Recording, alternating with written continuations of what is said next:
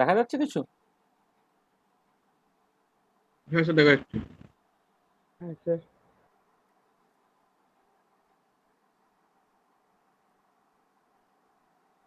দেখো, এই দেখতে পাচ্ছ এটা হচ্ছে এই ডিএসই B3 পলিমার কেমিস্ট্রি।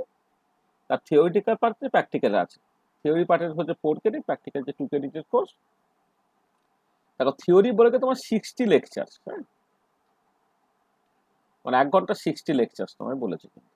আচ্ছা এবারে এখানে তোমার মানে এই টোটাল সিলেবাসটা আমি দেখলাম 9টা চ্যাপ্টারে ভাগ করা আছে। ঠিক আছে, এই 9টা চ্যাপ্টারের মধ্যে মানে আহ, তোমার কয়েকটা চ্যাপ্টার অল্প এতে হয়ে যায়, কিন্তু কয়েকটা চ্যাপ্টার বড় বড় চ্যাপ্টার আছে।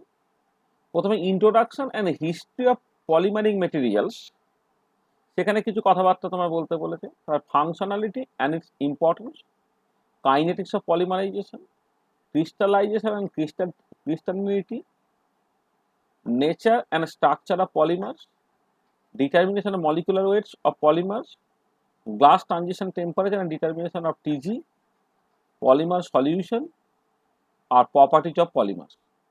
ঠিক আছে, এই হচ্ছে টোটাল হচ্ছে তোমার গল্পটা। ঠিক আছে, আচ্ছা এবারে এবং সেই মতো করে লেকচার ভাগ টাগ করে দেওয়া আছে। এই যে 9টা টপিক আছে আর কি, 9টা টপিকের মধ্যে অল্প কিছু পার্ট আছে যেগুলো অর্গানিক কেমিস্ট্রি বেসড আর কি। মানে পলিমারটা বেসিক্যালি ইন্টারডিসিপ্লিনারি সাবজেক্ট এরিয়ার মধ্যে পড়ে। আমাদের সময় পলিমার সেইভাবে আলাদা পেপার কিছু পড়ানো হতো না, কিন্তু তোমার ফিজিক্যাল কেমিস্ট্রি সিলেবাসের মধ্যে যেমন তোমাদের ইনঅর্গানিকে বায়ো ইনঅর্গানিক একটা পার্ট থাকে, ঠিক আমাদের একই রকম ভাবে হচ্ছে এই পলিমার একটা ইউনিট হিসেবে থাকতো আর কি। হ্যাঁ, ছোট পার্ট হিসেবে মানে কিছুটা পোর্শন আমরা পড়তাম। আচ্ছা সেখানে এই এতটা এক্সটেন্সিভ ব্যাপারটা ছিল না। ফিজিক্যাল কেমিস্ট্রির জায়গাটা হচ্ছে পলিমারের যে জায়গাগুলো ফিজিক্যাল কেমিস্ট্রির কনটেক্সটে আসে সেই পার্টগুলি আমাদের যা সিলেবাসে ছিল আর কি। তার মধ্যে তো অবভিয়াসলি কিছু বেসিক ইন্ট্রোডাকশন যেটা প্রথমে বলা হয়েছে সেটা তো থাকতোই আর কি। হ্যাঁ, তারপরে এই ফাংশনালিটি পার্টটা সেভাবে থাকতো না, মানে আমি বলছি আমরা যখন পড়েছি আর কি। তারপরে কাইনেটিক্স অফ পলিমারাইজেশন এগুলো করতে হবে। হ্যাঁ, তারপরে তোমার এইগুলো এই যে ক্রিস্টালাইজেশন অ্যান্ড ক্রিস্টালিনিটি, এই যে পার্টগুলো এই পার্টগুলো কিন্তু ফিজিক্যাল কেমিস্ট্রির সঙ্গে অ্যাসোসিয়েটেড, কিন্তু এটা অত ডিটেলে পড়ার দরকার পড়তো না। আসলে আমরা ওই নেটটাকে মাথায় রেখে যদি পড়াশোনা করতাম, এই determination of molecular weight of polymers এই পার্টটা নেটের জন্য এক্সটেন্সিভলি আছে আর কি। আমার এখানে 8টা লেকচার দিয়েছে, কিন্তু আমাদের নেটের সিলেবাস যদি দেখো, নেটের সিলেবাসে এইটাই মেনলি আলোচনা করার ছিল আর কি। আর বাকিগুলো সব উপরে উপরে জিনিসগুলোকে করা। থার্মোডাইনামিক্স অফ পলিমার বলতে গিয়ে এই পলিমার সলিউশন তার যে রিলেটেড যে জায়গাগুলো আছে সেগুলোকে পড়তে হতো আর কি। আর প্রপার্টিজ অফ পলিমার্স তো অনেকগুলো মানে প্রপার্টিজ আছে, সেই প্রপার্টিগুলো কিছু কিছু জিনিস পড়তেই হতো। মানে কিছুটা পোর্শন আমাদের পড়তে হতো, কিছুটা পোর্শন পড়তে হতো না, কিন্তু এখানে তো একটা টোটাল পেপার দিয়ে দিয়েছে। হ্যাঁ, তো ঠিক আছে, আমরা সেটা করব, কোনো খুব একটা অসুবিধে কিছু হবে না। এই বইপত্র যেগুলো দরকার টরকার সেগুলো আমরা জোগাড় টোগাড় করেছি। সেই হিসেবে মানে আমি যেহেতু ওই প্রথমে বেশ কিছু পার্ট, মানে বেশ কিছু মানে যেহেতু বইটা লেখার প্রথমে প্ল্যান ছিল যে আহ, বইটার প্ল্যানটা ছিল মানে বইটা এখন আবার ওরা কালকে ফোন করেছিল বইটা লিখতে আর কি। লিখতে মানে তাড়াতাড়ি ইয়ে করতে, অন্য একজন ভদ্রলোক একটু লিখছে, কিন্তু সে খুব স্লোলি ব্যাপারটাকে করছে। আর অশেষ তো একটা বই বের করার চেষ্টা করছে, বইটা হাতে পেলে বুঝতে পারবো বইটা অ্যাকচুয়ালি কাজের জিনিস কিছু আছে কিনা আর কি। এটা আর তার সঙ্গে সঙ্গে দেখো যে প্র্যাকটিক্যাল যে পার্টগুলো আছে, এই প্র্যাকটিক্যাল গুলো কিন্তু আগে ছিল না। আগে ছিল না মানে তোমার আমি তো যথেষ্ট সন্দিহান যে তোমাদের মাস্টারমশাইরাও এই প্র্যাকটিক্যাল গুলো কখনো করেছে, মানে যদি না সে পলিমার সায়েন্সে রিসার্চ করে। এবারে যদি এই প্র্যাকটিক্যাল গুলো না করে থাকে, তাহলে এই যে দেখা একটা 45 লেকচার পলিমার, পলিমারের যে এই প্র্যাকটিক্যাল গুলো আছে, পলিমার সিনথেসিস, হুম, পলিমার ক্যারেক্টারাইজেশন আর পলিমার অ্যানালিসিস, এইগুলো সবটাই কিন্তু তোমার খুব ডিটেল ব্যাপার। এবং তুমি পরিষ্কার দেখো না, এইগুলো তো সব যন্ত্রপাতি না হলে তুমি করতেই পারবে না।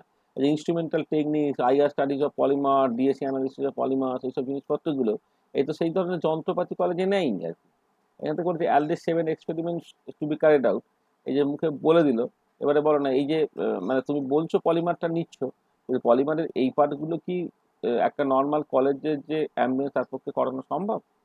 আর রিসার্চ ইনস্টিটিউটে এই ধরনের হয়তো পলিমার সায়েন্সের রিসার্চ টিচার্স হয়, তাদের কিছু যন্ত্রপাতি আছে, তারা হয় করতে পারবে। তো তুমি কিন্তু এইগুলো আমার আমার আমার তো মনে হয় না যে এগুলো তোমরা মানে আদৌ তোমাদের মাস্টারমশাইরা কিছু শেখাবে। হ্যাঁ, আর তার বদলে ডিজার্টেশন যে পার্টটা ছিল দেখো,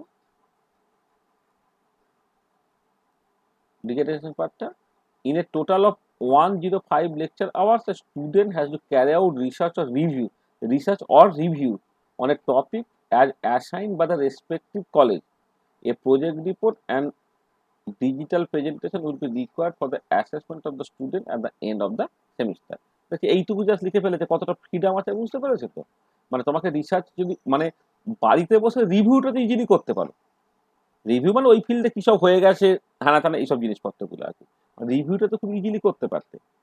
হ্যাঁ, এবং ওই এই শুধু একজন মানে ধরো একটা কলেজে হয়তো ৫ জন টিচার আছে, ২০ জন ছাত্র আছে, এক একজন টিচারের ভাগে ৪ জন করে স্টুডেন্ট দিয়ে দিল। এই ৪ জন স্টুডেন্টকে ৪টে মানে রিসার্চ যদি ল্যাবরেটরি খোলা থাকছে না বা তোমার কলেজ খোলা থাকছে না, রিসার্চ করানোর হয়তো একটা অসুবিধা আমি মানছি, তাও থিওরিটিক্যাল রিসার্চ করানো যায়, কিন্তু রিভিউটা তো ইজিলি করতে পারে। সেই রিলেটেড বেশ কিছু পেপার, হ্যাঁ, টিচাররা জাস্ট একটু কালেক্ট করে পরপর করে দিল যে এটা তুমি পড়ো, পড়ে হয়তো দেখা গেল তাকে ৫০০ পাতার মেটেরিয়াল দিল, সেইখান থেকে একটা জিস করে একটা ৫০ পাতার প্রজেক্ট রিপোর্ট বানাতে হলো, এবং সেই প্রজেক্ট রিপোর্টটা টাইপ করলো, টাইপ ফাইপগুলো শিখলো। তারপরে তোমার ওই সেইখানে প্রচুর ছবি টবি থাকে, প্রচুর প্লট টট থাকে, সেটা সে নিজে নিজে করলো। পাওয়ার পয়েন্ট প্রেজেন্টেশন দেবে সে, পাওয়ার পয়েন্ট বানালো, সেই মতো করে সে সুন্দর ইংরেজিতে প্রেজেন্ট করলো। তো সেটা একটা সুন্দর ট্রেনিং হতো, কম খেটে হয়ে যেত। হুম, আর তার কম্পারিজনে মানে আমি বলছি না পলিমার একদম তোমায় পড়তে হবে না, নেট বা এই ধরনের পরীক্ষার জন্য যতটুকু আছে ততটুকু জিনিস পড়লেই তোমার কাজটা হয়ে যেত। হ্যাঁ, আর দেখবে তোমার এই এতটা পলিমার আছে বটে, কিন্তু নেট পরীক্ষাটা কতখানি আছে দেখবে।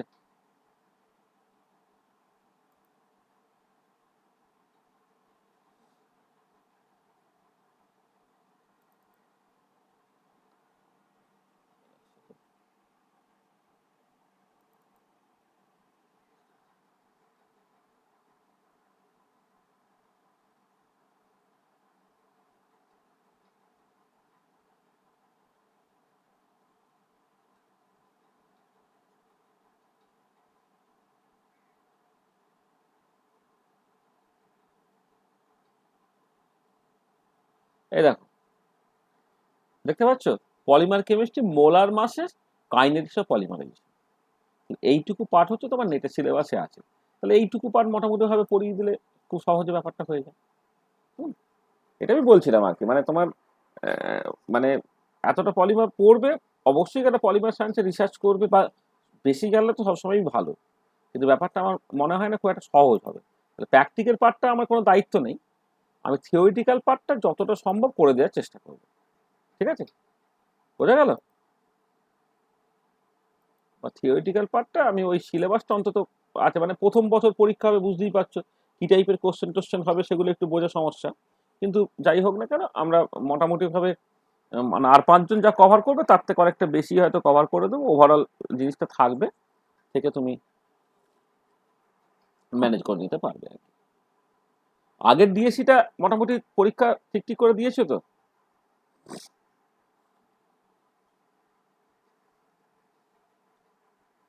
কিরে ছেলেটা,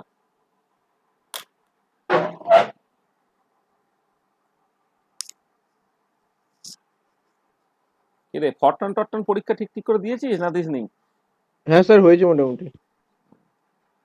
ওটা তো শেখা হয়েছে কিছুটা নাকি? শেখা হ্যাঁ গেছে স্যার। তো? হ্যাঁ স্যার। ওখানে বললাম না, মানে এক্সেলের যে পার্টটা, এক্সেলের পার্টটা দেখবে অত বেশি যে কাজে লাগবে সেরকম না, কিন্তু ফরটানের পার্টটা ভীষণ কাজে লাগবে। ওটা যা থিওরিটিক্যাল রিসার্চ বা যদি করতে চাইবে, সেটা পরে নিজে শেখা শেখা খুব কঠিন। এক্সেল তো যে কোনো দিন যে কোনো মানুষ নিজে নিজে শিখে নিতে পারে, সেটা খুব একটা ব্যাপার না। তবে এবার সিলেবাসে কিন্তু অনেকটাই ছিল, মানে সিলেবাসে এক্সেল কিন্তু অনেকটাই আছে, এক্সেলটাকে এমফ্যাসিসও দিয়েছিল দেখলাম। যাকে সেটা খুব একটা সমস্যা হবে না, করে নিতে পারবে। আচ্ছা, তাহলে আমাদের পড়াশোনা করতে হবে।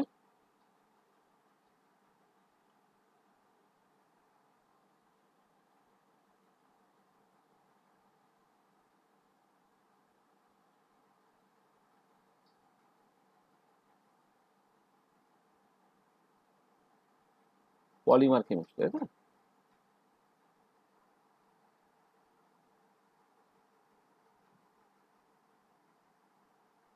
লেকচার 1,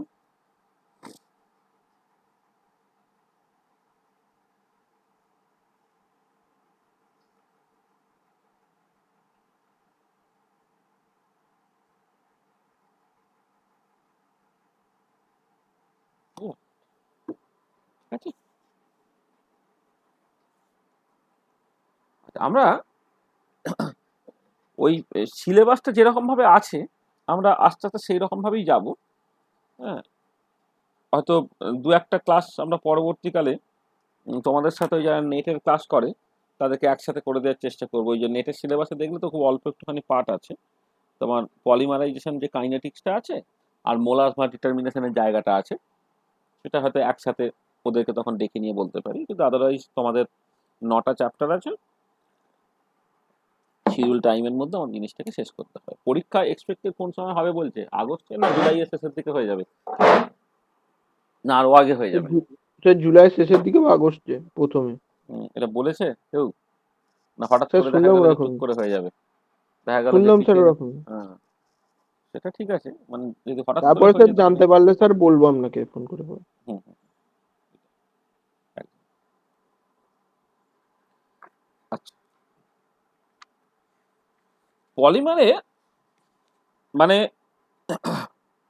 মানে পলিমারটা শুরু করতে গেলে অবভিয়াসলি সিলেবাসে যেরকম ভাবে আছে আর কি, সিলেবাসের যে প্রথম পার্টটার মধ্যে তোমাকে যেটা আলোচনা করতে বলেছে যে ওই different schemes of polymer, different schemes of classification of polymer, polymer nomenclature, polymer forces and chemical bonding in polymers, হ্যাঁ, তারপরে টেক্সচার্স অফ পলিমার্স, এইসব নিয়েই কিন্তু তোমাকে শুরুতে আলোচনাটাকে করতে বলেছে আর কি। ঠিক আছে, তো আমরা সেইভাবে শুরুটাকে করব, কিন্তু যেহেতু আজকের ক্লাসটা ইন্ট্রোডাক্টরি ক্লাস, তার আগে দু চারটে কথাবার্তা একটুখানি বলে নিই। সেটা হচ্ছে যে খুব একজন বিখ্যাত সায়েন্টিস্ট যিনি রয়্যাল সোসাইটির ফেলো,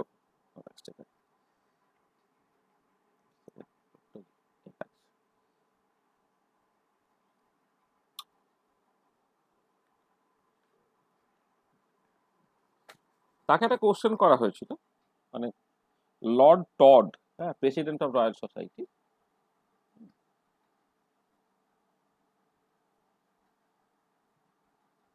টড, হ্যাঁ, তাকে একটা কোশ্চেন করা হয়েছিল 1980-তে।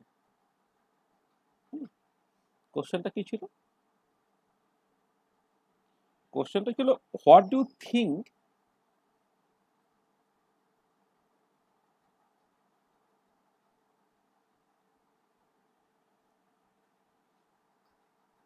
what do you think has been chemistry's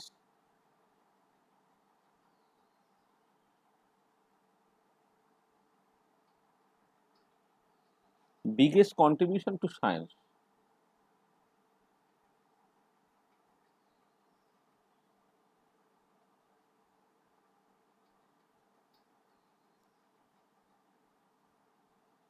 Science to society.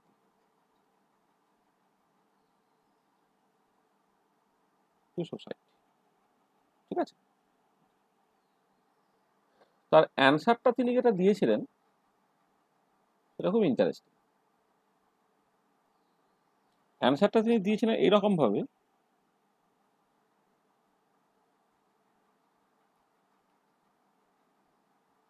I am inclined to think that I am inclined to think that the development of polymerization is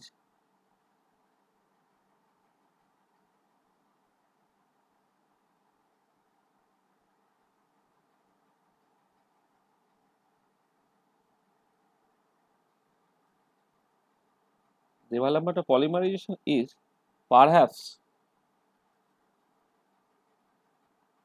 the biggest thing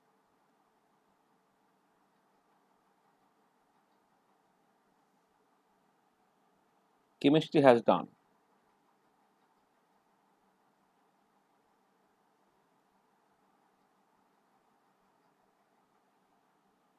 Done where it has had the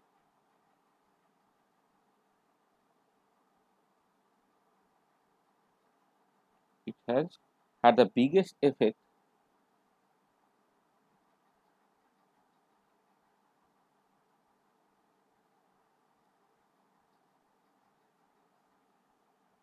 on everyday life.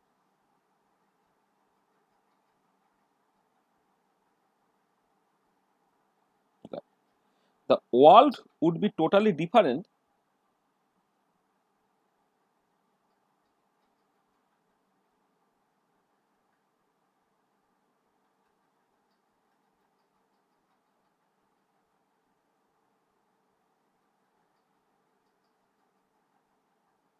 totally different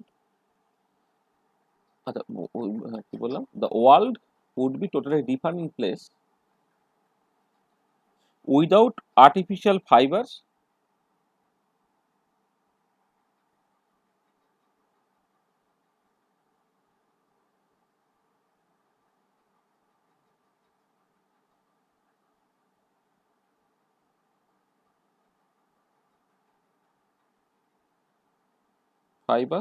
plastic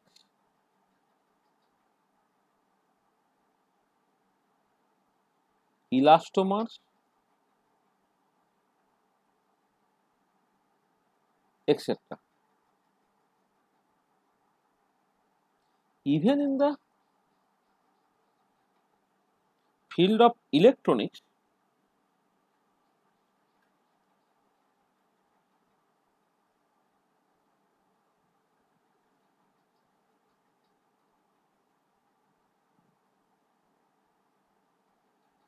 what would what would you do without insulation?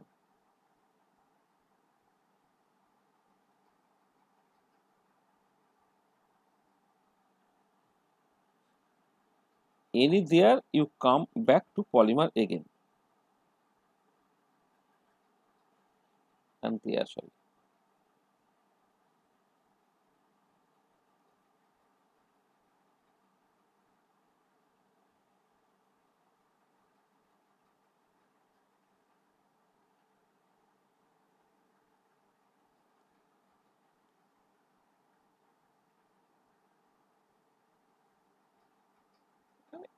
এইটুকুটা বলা হলো দেখো এই স্টেটমেন্টটা এইটা হচ্ছে তোমাদের সিলেবাসও যে বইটা আছে text book of polymer science Fred W Billmeyer সেই বইয়ের প্রিফেসে এই ভীষণ ইম্পর্টেন্ট এই স্টেটমেন্টটা দেওয়া আছে এবং এই স্টেটমেন্টটাকে নেওয়া হয়েছে তোমার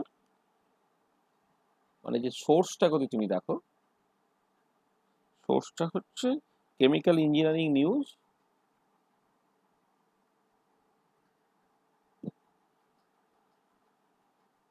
chemical engineering news volume 58 issue 40 page নম্বর 29 আর 1980 সালের paper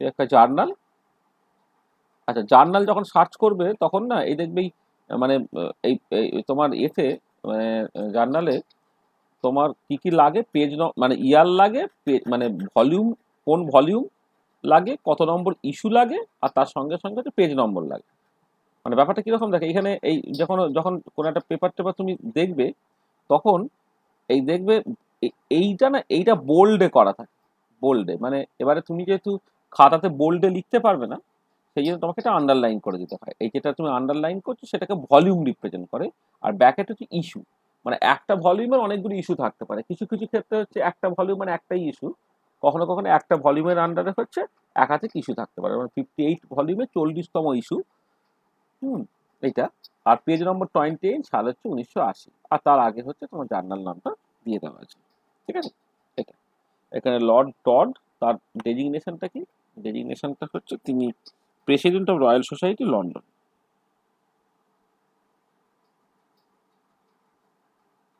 president of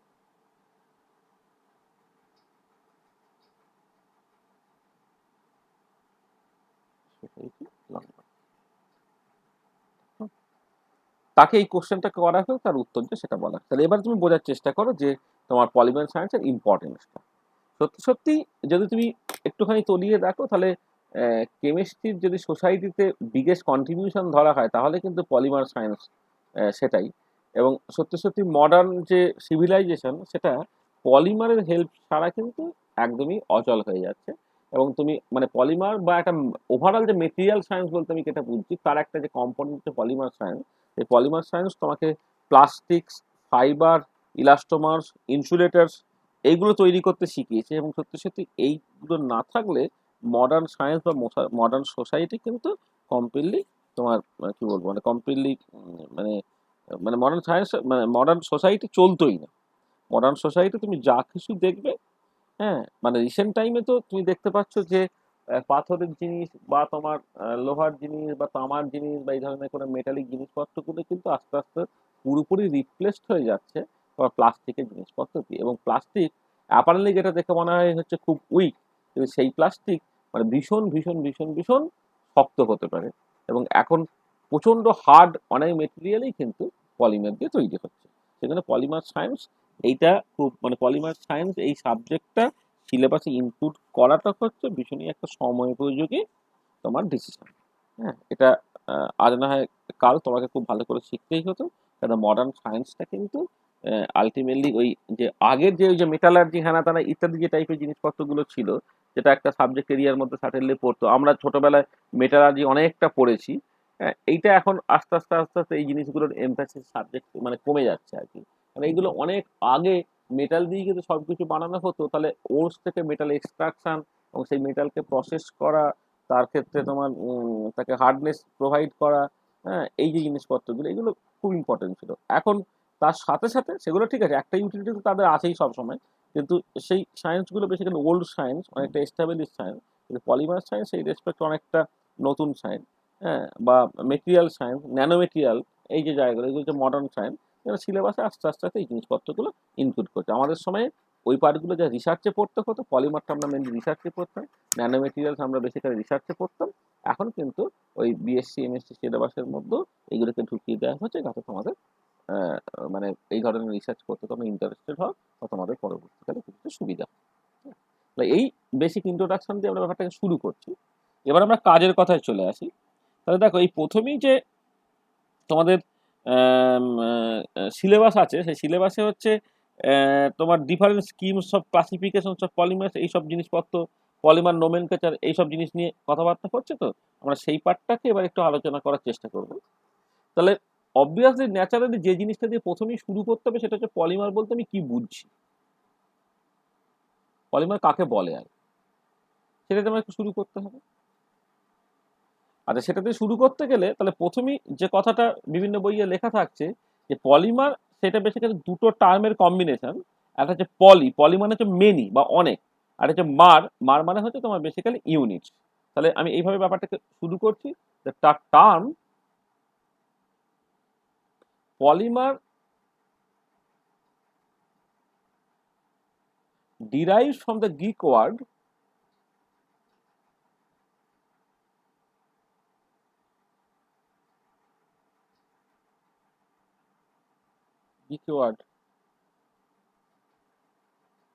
poly meaning many and mar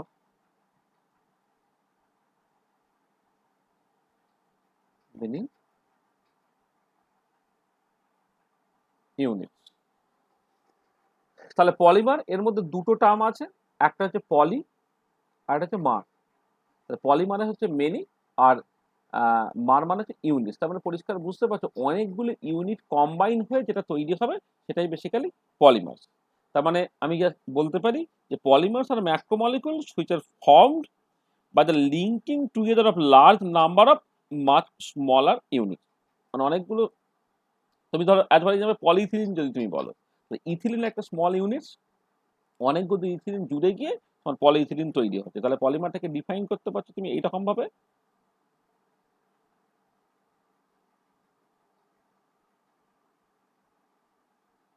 polymers are ম্যাক্রোমলিকুলস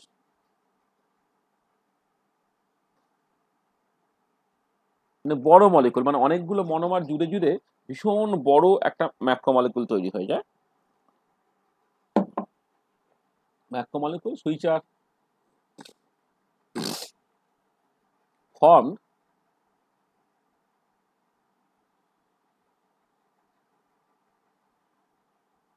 by the linking together of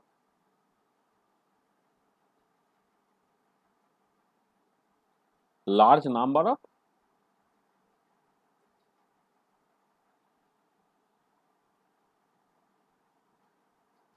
much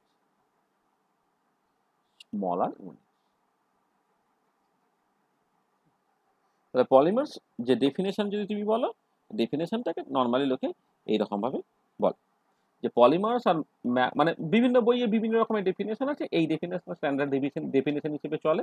যে পলিমার্স বলতে তুমি কি বোঝো, এরকম যদি তোমাকে কোশ্চেন করে সেটা হবে গিয়ে যে polymers are macromolecules which are formed by the linking together of large number of much smaller molecules। আমরা এরপরে এই যখন পলিমার কিভাবে তৈরি হচ্ছে তার মেকানিজমটা যখন দেখবো, তখন দেখবো যে কিছু কিছু ক্ষেত্রে যেটা হবে যে পলিমারটা হচ্ছে যে মনোমারটা আছে, মনোমারগুলো জাস্ট জুড়ে গেল। আর কিছু কিছু ক্ষেত্রে যেটা হবে মনোমারগুলো যখন জুড়ছে তার সঙ্গে কিছু স্মল মলিকুলস লাইক ওয়াটার তারা রিলিজ হয়ে যেতে পারে। হ্যাঁ, সেটা দেখবো। সেই মতো করে পলিমারে বিভিন্ন নোমেনক্লেচার হবে, কখনো অ্যাডিশন পলিমার, কখনো কনডেনসেশন পলিমার, সেই পার্টটাকে ঢুকছে। মানে অনেকগুলো মনোমারিক ইউনিট জুড়ছে, কিন্তু জোড়ার সময় হচ্ছে দু একটা আরো স্মল মলিকুলস লাইক সে ওয়াটার বা অ্যামোনিয়া এই টাইপের কেউ হয়তো বেরিয়ে গেলেও যেতে পারে। ঠিক আছে, সেটা একটা কি রকম ভাবে পলিমারাইজেশনটা হচ্ছে তার উপরে নির্ভর করবে। ঠিক আছে, আচ্ছা এবারে এই যে স্মলার ইউনিটস গুলো হচ্ছে, সেই স্মলার ইউনিটস গুলো একটা করে নাম আছে, একে বলা হয় মনোমার্স। মানে পলি মানে এই এক একটা স্মল, যারা পলি ইথিলিনে, ইথিলিনটা একটা মনোমার, তারা জুড়ে গিয়ে আলটিমেটলি পলিমারটা তৈরি করে, যে পলিমারটার নাম দিচ্ছি আমি পলি ইথিলিন। তার মানে ছোট স্মল, মানে আমি টার্মিনোলজির ক্ষেত্রে দেখি এই স্মলার ইউনিটগুলোকে মনোমার বলে, সেটা একটু লিখে নিই। The small molecules or the units that are combined to form the small molecules or the units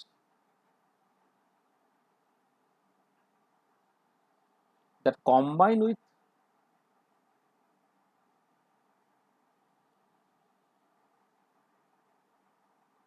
with each other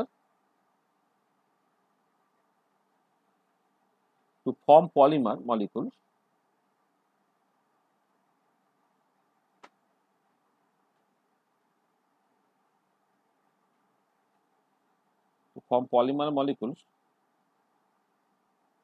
are called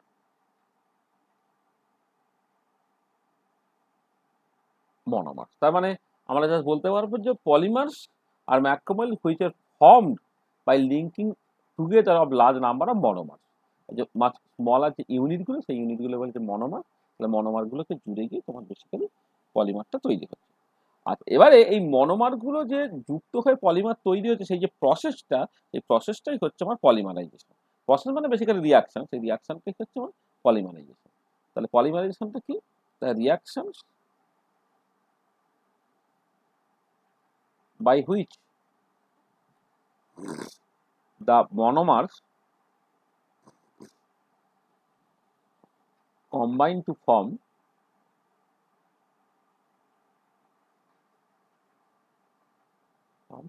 polymers are termed polymerization।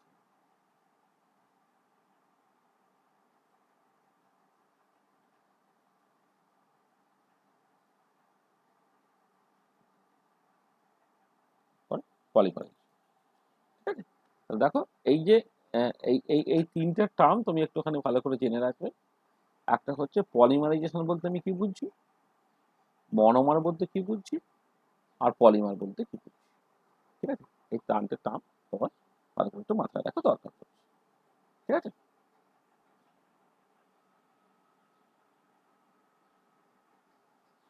এবারে কিছু জেনারেল কথাবার্তা একটুখানি বলে নিই।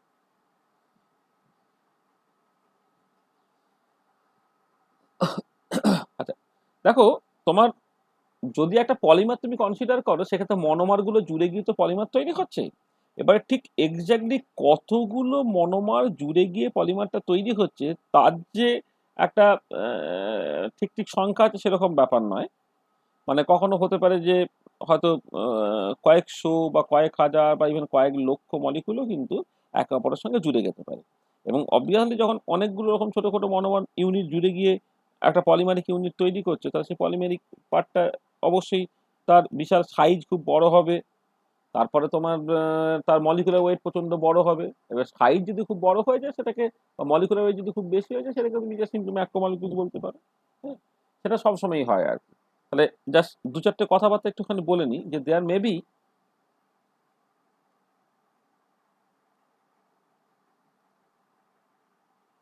Hundred,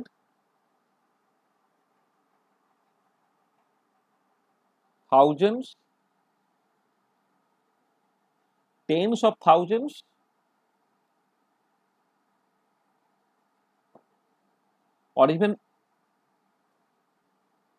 or even more monomer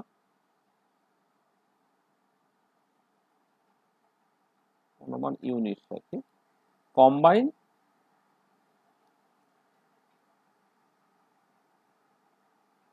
together in a polymer. Consequently, a polymer can have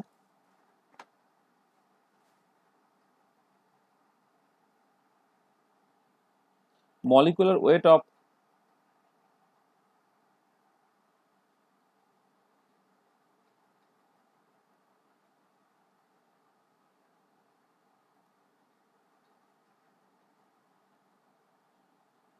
molecular weight of 100,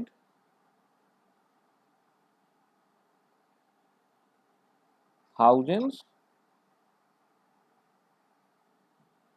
or even million.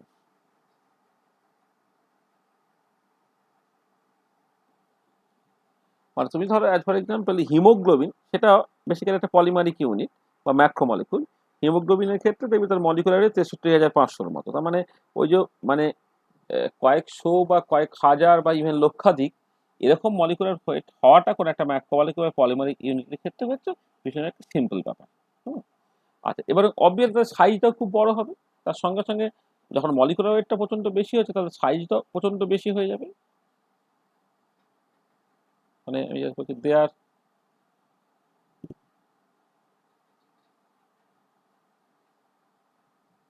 also of larger size, also of much larger size, দেখি much larger size than monomeric unit. monomeric unit সাইজটা খুব বেশি হয়ে যাবে এবং এই জন্যে মানে কেন একটা পলিমারকে জাস্ট মানে পলিমার আর ম্যাক্রোমলিকুল সিনোনিমাসলি ইউজ হয় আর কি, এটা আমি বলছি। Therefore polymers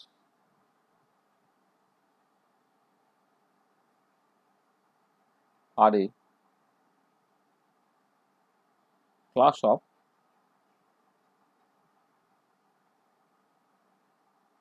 macromolecules.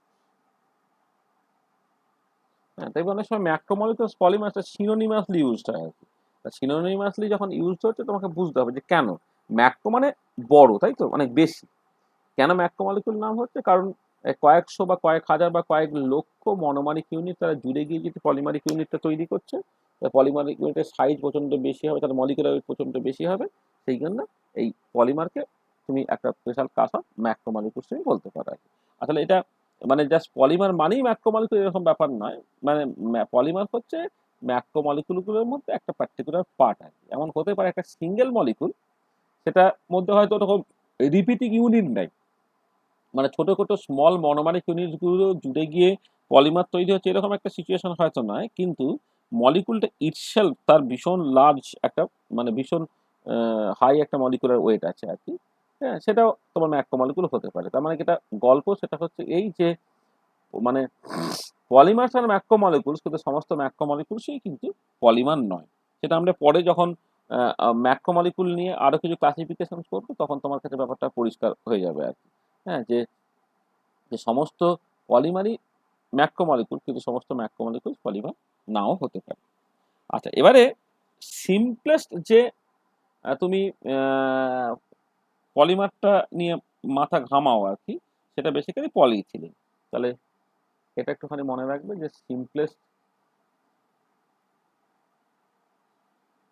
পলিমার হচ্ছে পলিইথিলিন। আচ্ছা, এক্ষেত্রে কি হচ্ছে না, পলিইথিলিন আমরা তার নর্মাল স্ট্রাকচারটাকে এরকম লিখবো যে মানে এমনিতে কি হয়, CH2 ডবল বন্ড CH2, এইটা এটা হচ্ছে ইথিলিন ইউনিট, ইথিলিন ইউনিট। এবারে অনেকগুলো এরকম ইথিলিন ইউনিট তুমি ধরো নিচ্ছ, তাহলে এনটা এরকম তুমি ইথিলিন ইউনিট তুমি নিলে, নিয়ে যেটা তৈরি হচ্ছে তোমার এই যে মানে মেকানিজমটা আমি পরে দেখাবো, যে এই যে পাই বন্ডটা আছে, পাই বন্ডটা ভেঙে গেল, ভেঙে গিয়ে দুটো ফ্রি র্যাডিক্যাল তৈরি হলো, আর একটা ইথিলিন মলিকুল, তার পাই বন্ডটা ভেঙে গেল, ভেঙে গিয়ে আর একটা ফ্রি র্যাডিক্যাল তোমার তৈরি হবে, দুটো মাঝের ফ্রি র্যাডিক্যালটা তোমার বেসিক্যালি জুড়ে গেল। তারপর টার্মিনাল পার্টটাকে তুমি বাদ দাও, এইচ এইচ এইচ এইচ এইটা, হ্যাঁ। এবারে তোমার এই যে এই পাই বন্ডটা খুলে গেছে, খুলে গিয়ে বেসিক্যালি এদিকে একটা ফ্রি র্যাডিক্যাল তৈরি হয়েছে, এদিকে একটা ফ্রি র্যাডিক্যাল তৈরি হয়েছে, ঠিক আছে। এবারে ফ্রি র্যাডিক্যাল দিয়ে হচ্ছে আর একটা যে ইউনিটের, সেই ইউনিটটা জুড়বে, জুড়ে গিয়ে তোমার এই রকম করে একটা এনটা ইথিলিন যে মনোমার আর কি, সেই মনোমারগুলো জুড়ে গিয়ে তোমার পলিইথিলিনটা তৈরি হচ্ছে আর কি, ঠিক আছে। এর মেকানিজম গুলো কেমন করে ফ্রি র্যাডিক্যাল চেন মেকানিজম হচ্ছে, সেইটা আমি পরবর্তীকালে খুব ভালো করে আলোচনা করব। আচ্ছা, এবারে এর মাঝে মাঝে একটা সিচুয়েশন হয়, অনেক ক্ষেত্রে যেটা হয়, যখন তুমি দেখবে যে এই ফ্রি র্যাডিক্যাল চেন মেকানিজমে মনোমারিক ইউনিট গুলো জুড়ে জুড়ে জুড়ে জুড়ে পলিমারিক ইউনিটে তৈরি হচ্ছে। এবারে কোনো কারণে কোনো একটা ইনফিনিটি বা ইত্যাদি থেকে গেলে কোনো একটা জায়গায় গিয়ে দেখা গেল কতকগুলো মনোমার জুড়ে গেল, জুড়ে গিয়ে হচ্ছে তোমার চেনটা টার্মিনেট করে গেল কোনো রকম ভাবে। সেটা বিভিন্ন কারণে হতে পারে, মানে এমনিতে একটা ফ্রি র্যাডিক্যাল চেন মেকানিজমেই নর্মালি পলিমারাইজেশনটা হয় ইউজুয়ালি। সেখানে কি হয়, তোমার চেন ইনিশিয়েশন হতে হয়, সেটা হিট দিয়ে বা লাইট দিয়ে তুমি ফ্রি র্যাডিক্যালটাকে তৈরি করে দিলে, তারপরে হচ্ছে চেন প্রোপাগেশন হবে, তারপরে চেন টার্মিনেশন হবে। এবারে কোনো একটা ইনফিনিটি বা ইত্যাদি প্রেজেন্স এমন হতেই পারে যে হয়তো তুমি এক্সপেক্ট করছো যে 100 অ্যারাউন্ড অ্যাপ্রক্সিমেটলি 100টা মনোমার ইউনিট জুড়ে যাক, দেখা গেল 2-4-5টা মনোমারিক ইউনিট জুড়ে গিয়ে চেনটা টার্মিনেট করে গেছে। তাহলে তখন তুমি কিছু স্মল পলিমারিক ইউনিটস পাবে আর কি, সেইটাকে বলা হয় অলিগোমার। তাহলে জাস্ট আরেকটা টার্মিনোলজি আমরা ইউজ করব, এ ভেরি স্মল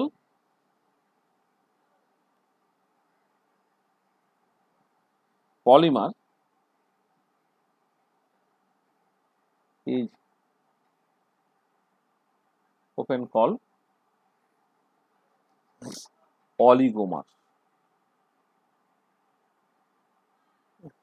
মানে খুব অল্প কতগুলো মনোমারিক ইউনিট ধরো জুড়ে গেছে, 2-4-5-7টা, হ্যাঁ, সেইটাকে জাস্ট পলিমার না বলে সেটাকে বলা হবে তোমার অলিগোমার,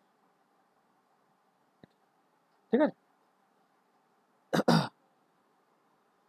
আচ্ছা, এই অলিগোমার তার মানে বেসিক্যালি হচ্ছে, অলিগোমার এর মানে হচ্ছে তোমার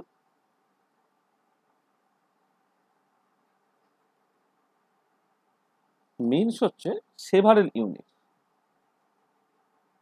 খেয়াল, মানে কতগুলো ইউনিট আর কি। ধরো মানে অ্যাজ ফর এক্সাম্পল তুমি বলতে পারো যে ডাইমার যদি বলো, ডাইমার কিন্তু একটা অলিগোমার। ডাইমারের ক্ষেত্রে হচ্ছে there are two monomeric unit, dimer has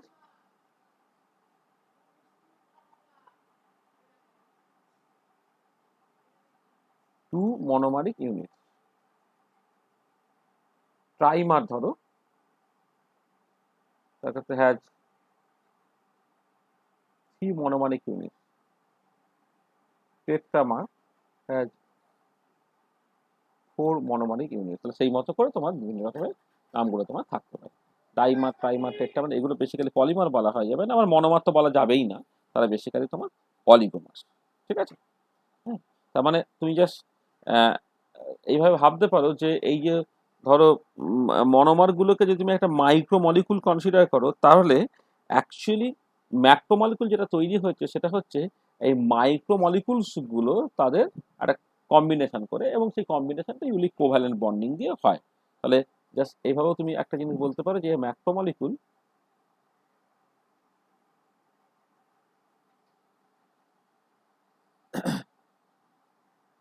is a central extension of micromolecules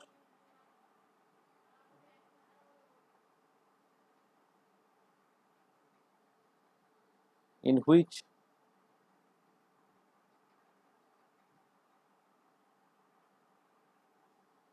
chain of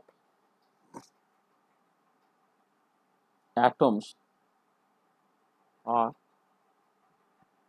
held together by covalent bond.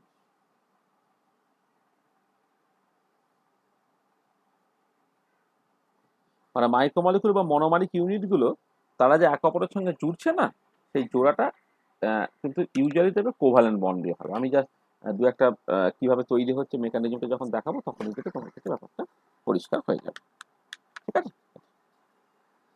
আচ্ছা, তাহলে এই হচ্ছে তোমার দু একটা বেসিক টার্মিনোলজি, যে টার্মিনোলজিগুলো তোমার জানার দরকার আছে। হ্যাঁ, অনেক সময় ফিজিক্যাল কেমিস্ট্রিতে যখন পলিমার এই পার্টটা থাকে, পলিমার পার্টটা তোমার দেখবে পলিমার নাম দিয়ে হয়তো ম্যাক্রোমলিকুল হিসেবে সিলেবাসে আছে।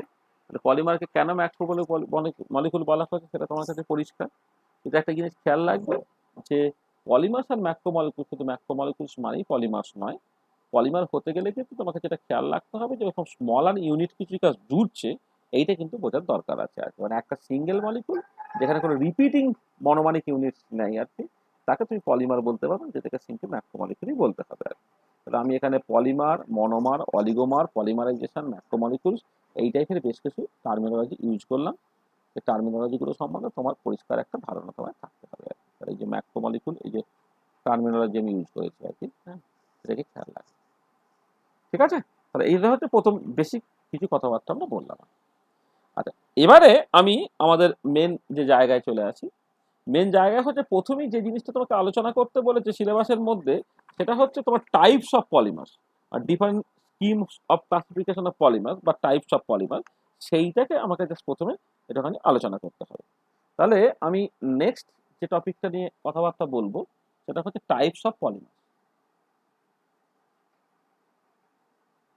মানে প্রথম একটা দুটো ক্লাস একটু তোমাদের কাছে বোরিং লাগবে, কিন্তু বললাম না পরীক্ষাটা আলটিমেটলি দিতে হবে। মানে তোমার সিলেবাসটা তো নটা যে ইউনিট আছে, নটা ইউনিটে তো দেখতে পাচ্ছ যে প্রথমবার যেহেতু কোশ্চেন্স হবে, এই নটা ইউনিটে তোমার যে 7টা লেকচার দেখো একটা তোমার মানে ওই নাম্বার অফ লেকচার্স এই মতো করে তো ডিস্ট্রিবিউট করা আছে। সেখানে কোশ্চেন যখন হবে ওই সিলেবাসটা, পুরো সিলেবাসটাকে মাথায় রেখে ওই কতগুলো লেকচার আছে তার ওয়েট অনুযায়ী কোশ্চেনগুলোকে করবে। মানে যেই কোশ্চেন করবে সে প্রথমবারের মতো করে কোশ্চেন করবে। তোমার এর আগে ফিজিক্যাল কেমিস্ট্রির পার্টের ক্যালকুলাস কেমিস্ট্রিতে লাস্ট কয়েক বছর তো ফিজিক্যাল কেমিস্ট্রিতে পলিমারটা ছিলই না, কিন্তু তার আগে ছিল। আর other than Calcutta university polymer বেশ কিছুটা পার্ট এমনি বিভিন্ন জায়গায় আছে, স্টেট ইউনিভার্সিটি যেমন একটুখানি পার্ট এমনিতে আছে আর কি। হ্যাঁ, এবারে সেইখানে যে টাইপের কোশ্চেনগুলো মেনলি পড়তো সেটাই বললাম, যে মলিকুলার ওয়েট, তারপরে ডিগ্রি অফ পলিমারাইজেশন, এই রিলেটেড কিছু কোশ্চেন আর কি। Viscosity average molecular weight, osmotic pressure average molecular weight, হ্যাঁ, এই টাইপের ডিটারমিনেশন, সেটা একটা 4-5 নম্বরের কোশ্চেন পড়ে যেত। তারপরে কিছু সাধারণ কথাবার্তা পড়তো থার্মোডাইনামিক্সের কনটেক্সটে, যে স্পন্টিনিয়াস পলিমারাইজেশন একটা এক্সোথার্মিক প্রসেস, এই টাইপের জাস্ট সিম্পল কিছু কোশ্চেন পড়তো আর কি। ওইখান থেকে তুমি যে খুব কোশ্চেন পেয়ে যে খুব বেশি সাপোর্ট পাবে সেরকম নয়। তোমাকে এই প্রথমবারের মতো করে পড়ছো, সেই জন্য তোমার কাছে একটা প্রপার ক্লাস নোট থাকার দরকার আছে। এবারে ফিজিক্যাল কেমিস্ট্রি টেক্সট বইগুলোতে তোমার পলিমার সম্বন্ধে খুব যে ডিটেল কথাবার্তা লেখা আছে সেরকম নয়। বাজারে এমনি বেশ কিছু তোমার স্ট্যান্ডার্ড পলিমারের বই আছে, যেগুলো একটু অ্যাডভান্স লেভেলের বই। বিল ম্যারের বইটা তোমার আছে একটা, নানো নিউ এজ পাবলিকেশন থেকে একটা বই দেখলাম বেরিয়েছে, সেটা ওই গোয়ারিকার সেই একটা টাইটেল দিয়ে। এছাড়া হচ্ছে আমরা যে বইটা খুব পছন্দ করতাম, সেই জর্জ ওরিয়ানের একটা বই আছে প্রিন্সিপালস অফ পলিমারাইজেশন আর কি। ওটা অয়েলির বই আর কি, অয়েলের স্টুডেন্ট এডিশন পাওয়া যেত, খুব বেশি দাম লাগতো না। হ্যাঁ, সেই বইগুলো আমরা জাস্ট পড়েছি চলেছি আর কি।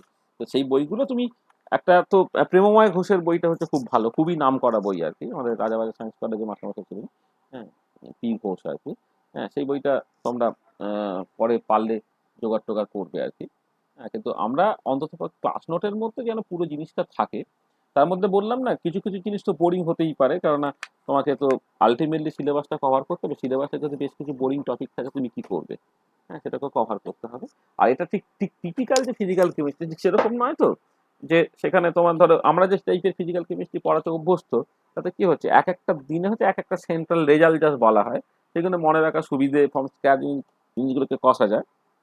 পলিমারে কিন্তু একটা পোর্শন আছে অর্গানিক, মানে অর্গানিক ঘাস আর কি। অর্গানিকে যেমন একটা ক্লাসে অনেকগুলো ইনফরমেশন দিতে হয়, ফিজিক্যাল কেমিস্ট্রি কিন্তু একটা ক্লাসে একটা বা দুটো সেন্ট্রাল ইনফরমেশন দিলেই চলে।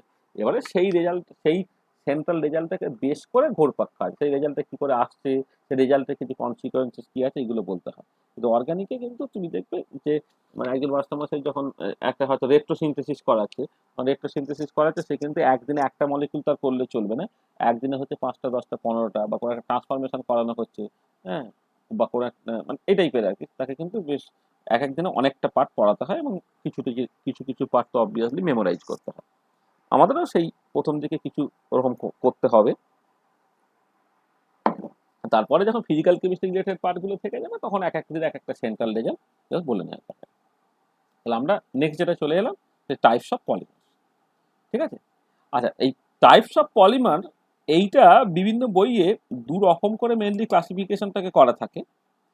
একটা হচ্ছে তোমার একটা ক্লাসিফিকেশন থাকে যে condensation polymer versus addition polymer, সেই টাইপের একটা ক্লাসিফিকেশন থাকে। আর একটা টাইপ অফ ক্লাসিফিকেশন থাকে, সেটা হচ্ছে স্টেপ পলিমারাইজেশন ভার্সেস হচ্ছে চেন পলিমারাইজেশন। ঠিক আছে? তাহলে আমরা সেই মতো করেই বলছি, মানে আমাকে সিলেবাসে যেহেতু এই টার্মটা উল্লেখ করা আছে, different schemes of classification of polymer, তাহলে আমরা সেই স্কিমগুলোকে নিয়ে একটু জাস্ট কথাবার্তা বলবো। তা দুটো ডিফারেন্ট স্কিম আছে।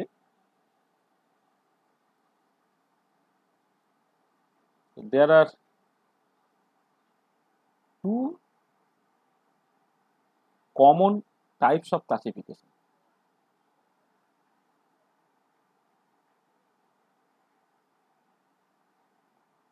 Classification, ঠিক আছে? ক্লাসিফিকেশন সব পলিমার, কি কি তারা? আর এক নম্বর যে ক্লাসিফিকেশনটা, সেটা হচ্ছে তোমার মানে মানে এটা বেসড অন, তাহলে এক নম্বর হচ্ছে তোমার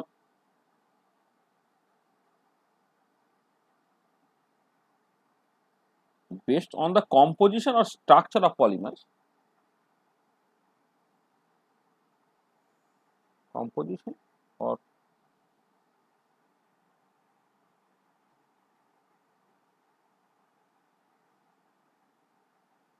স্ট্রাকচার অফ দ্য পলিমার, সেই মতো করে দু রকমের হতে পারে। মানে এই মতো করে, মানে কম্পোজিশন বা স্ট্রাকচার অফ দ্য পলিমার, তার উপরে বেস করে পলিমার দু রকমের হতে পারে। তাহলে this divide polymers into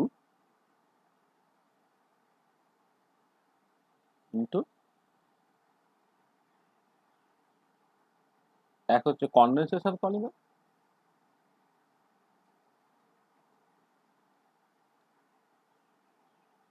polymer, আর দু নম্বর হচ্ছে তোমার অ্যাডিশন পলিমার।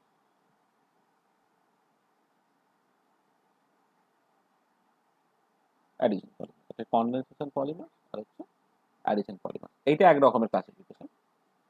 আচ্ছা, আরেকটা classification based on mechanism of polymerization process. মানে সেকেন্ড যে ক্লাসিফিকেশনটা, সেটা হচ্ছে based on the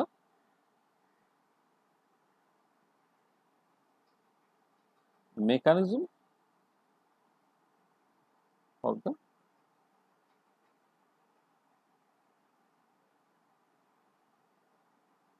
polymerization process। হ্যাঁ, আচ্ছা এইখানে মানে এইটা আবার দিস ডিভাইডস পলিমার্স ইনটু, এখানে একটা ক্লাসিফিকেশন হচ্ছে তোমার ওই স্টেপ পলিমারাইজেশন,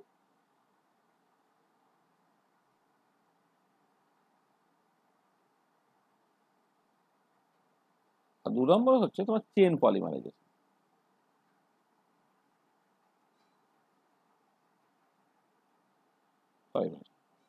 আচ্ছা, এবারে এই যে তোমার ক্লাসিফিকেশন, সেই ক্লাসিফিকেশনে প্রচুর কনফিউজড আছে, কনফিউশন আছে। কনফিউশন মানে তোমার যে মানে এরকম কোনো ওয়ান টু ওয়ান করেসপন্ডেন্স আছে কিনা, ধরো কনডেনসেশন পলিমার মানে সেটা স্টেপ পলিমার বা চেন পলিমার হবে, বা অ্যাডিশন পলিমার মানে সেটা স্টেপ পলিমার বা চেন পলিমার হবে, কোনটা কি হবে সেই নিয়ে প্রচুর কনফিউশন আছে। মানে ইউজুয়ালি যেটা দেখা যায় যে মানে ইউজুয়ালি মানে একটা দুটো এক্সেপশন আছে, সেটা আমরা পরে দেখাবো।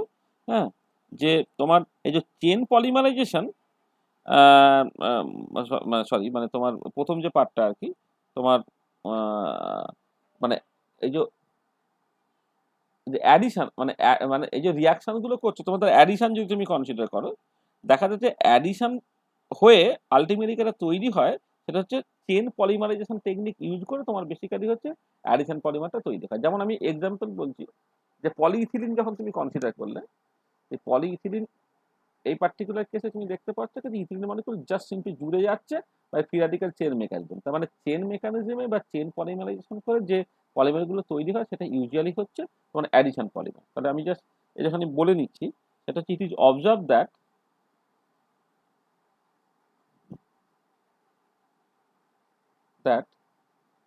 most of the addition polymer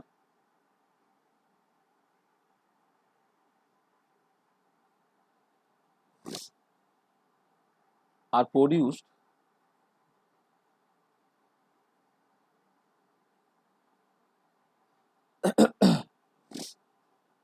by chain polymerization.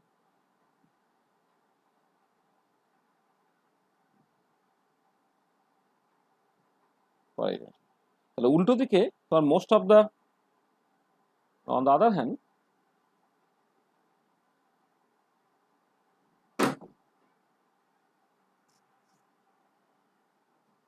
most of the condensation polymer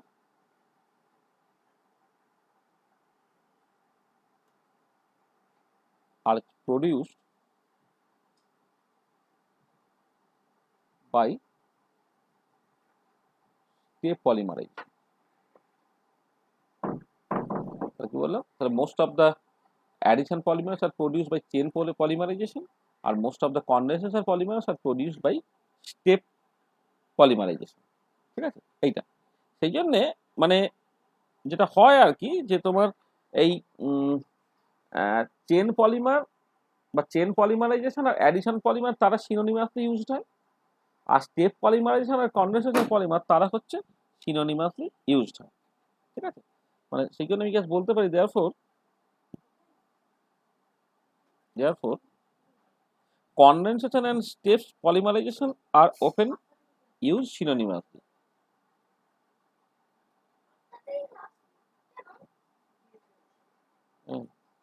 Therefore condensation polymers and step polymerization are used synonymously.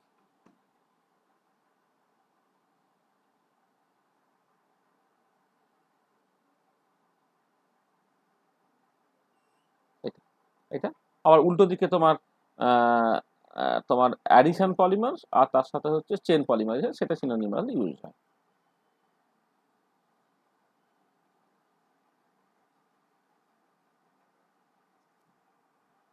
Addition polymer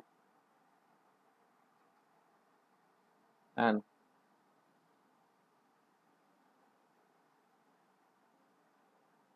chain polymerization are used synonymously. SYNONYMO synonymously.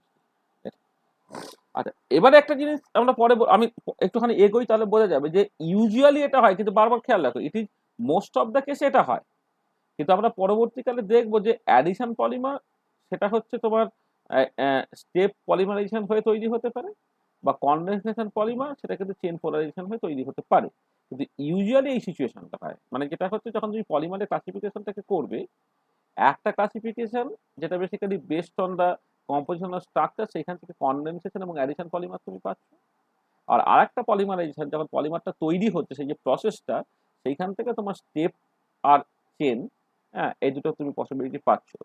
এবারে অনেক বইয়ে এই দুটো আলাদা classification না করে একটাই classification করে, হয়তো শুধুমাত্র কনডেনসেশন অ্যাডিশন এইরকম করে করলো, অথবা স্টেপ অ্যান্ড চেন এইরকম ভাবে করলো। কারণটা হচ্ছে ইউজুয়ালি যেটা দেখতে পাওয়া যায় যে অ্যাডিশন পলিমার্স যে তৈরি হচ্ছে সেটা হচ্ছে চেন পলিমারাইজেশন করে তৈরি হচ্ছে, আর কনডেনসেশন পলিমার যখন তৈরি হচ্ছে বেসিক্যালি স্টেপ পলিমারাইজেশন করে তৈরি হচ্ছে। সেখানে কনডেনসেশন পলিমার এবং স্টেপ পলিমার তারা বেসিক্যালি সিনোনিমাসলি ইউজড হয়, অ্যাডিশন পলিমার আর চেন পলিমার তারা বেসিক্যালি সিনোনিমাসলি ইউজড হয়। কিন্তু আমরা পরবর্তীকালে দেখবো দেয়ার আর এক্সেপশনস, যেখানে addition polymer just step polymerization করে তৈরি হলো, বা কনডেনসেশন পলিমার সে কিন্তু চেন পলিমারাইজেশন করে তৈরি হলো। ঠিক আছে, আর এবারে আমি প্রত্যেকটা টাইপ সম্বন্ধে দু চারটে কথাবার্তা বলবো এবং বেশ কিছু এক্সাম্পল দেবো। তাহলে আমি প্রথমে ধরো এই কনডেনসেশন পলিমার নিয়ে দু চারটে কথাবার্তা বলতে চাই।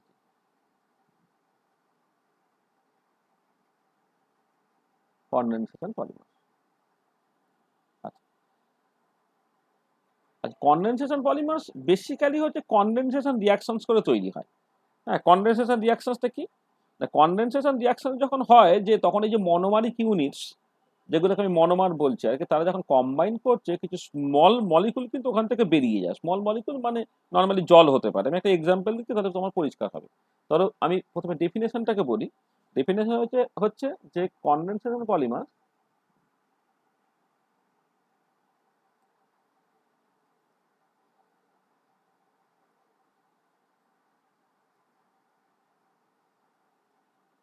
polymers are formed, বা মানে condensational polymers are those polymers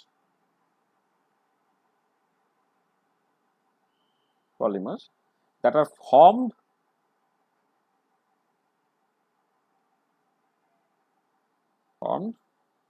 from the polyfunctional monomers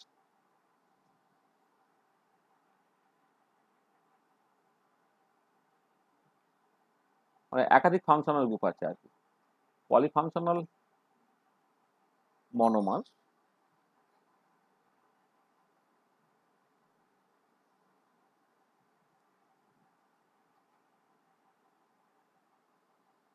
monomers by various condensation reaction, by various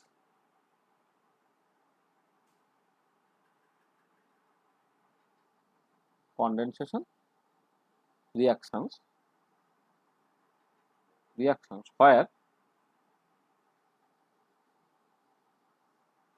some small molecules, say water, is removed or is eliminated.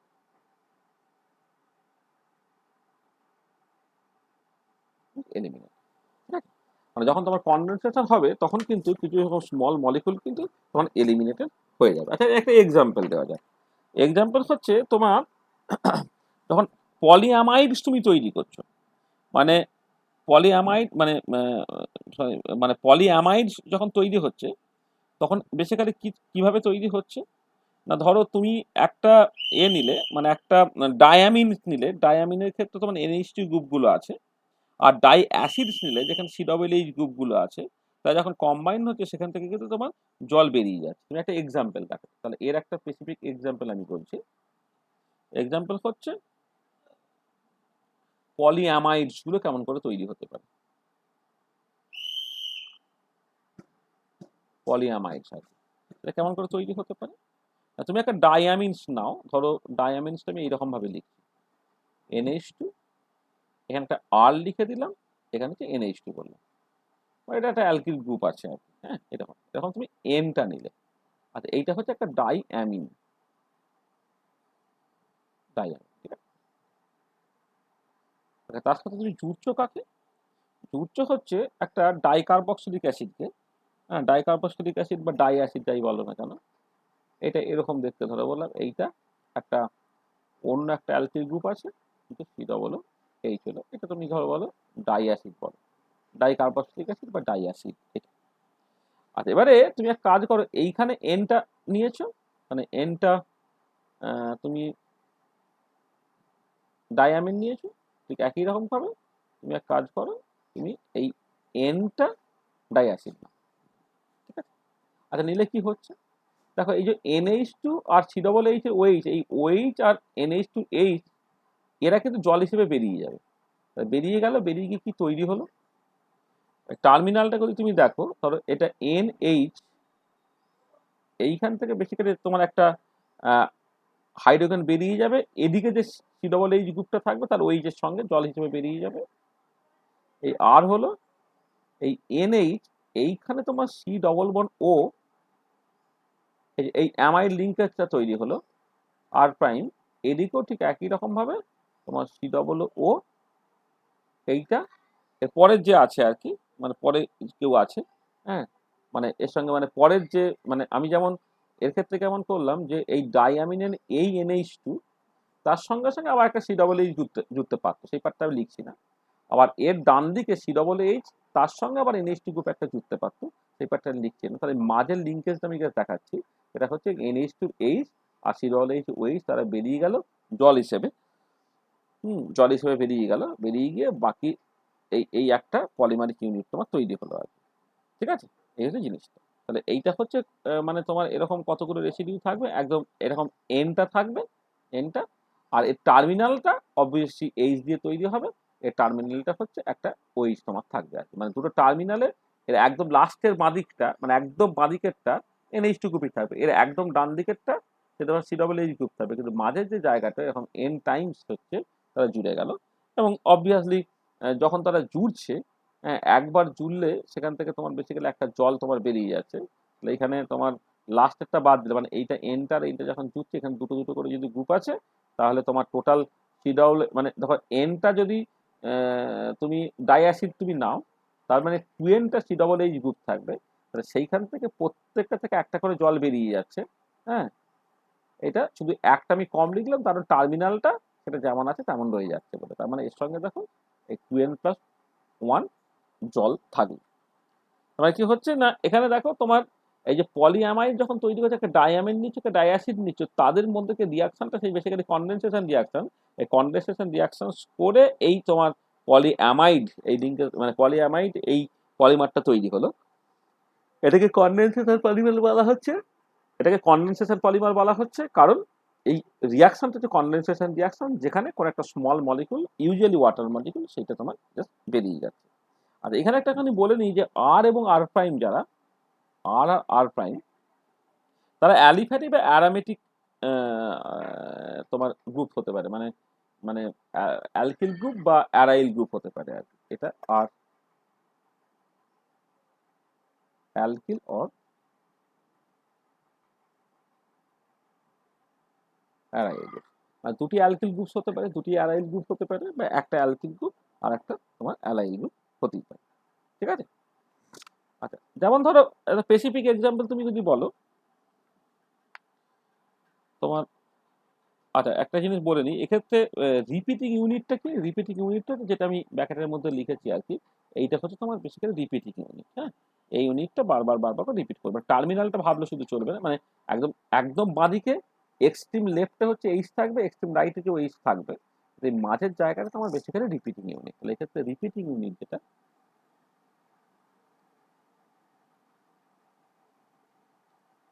Repeating ইউনিটটা হচ্ছে NH আর NH CO আর prime CO, এটা তোমার repeating unit. ঠিক আছে, আচ্ছা এবার special কেসে যদি তুমি এরকম করো যে হেক্সামিথিলিন ডায়ামিন নিচ্ছ, হ্যাঁ, তার সঙ্গে অ্যাডিপিক অ্যাসিড নিচ্ছ, ধরো এই যে ডায়ামিনটা যেটা আমি নিয়েছি, ডায়ামিনটা তুমি ধরো নিলে হেক্সামিথিলিন ডায়ামিন,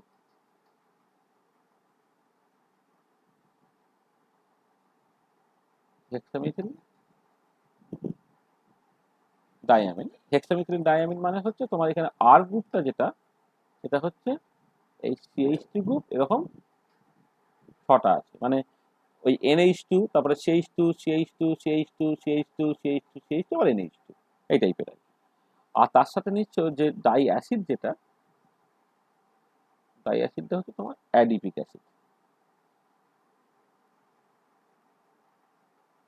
আচ্ছা, অ্যাডিপিক অ্যাসিডের ক্ষেত্রে কি হয় মাঝে এই যে আর প্রাইম যেটা লিখছি আমি, আর প্রাইমটা হচ্ছে সিএইচ টু চারটে থাকবে,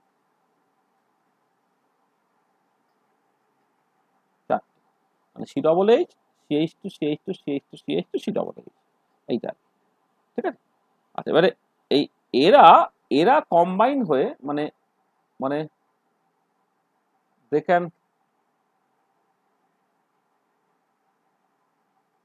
আন্ডারগো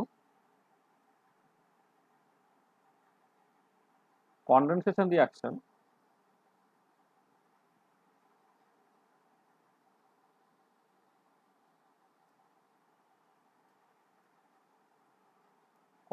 reaction to form, মানে বিভিন্ন রকম পলিমারিক ইউনিট মানে পলিঅ্যামাইডস তৈরি করবে। সেই পলিঅ্যামাইডস গুলোর মধ্যে যে কমন যারা নাম আর কি, form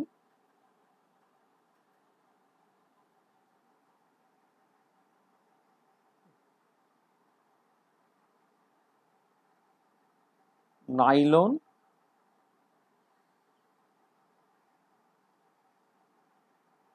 nylon 66 or polyhexamethylene adipamide,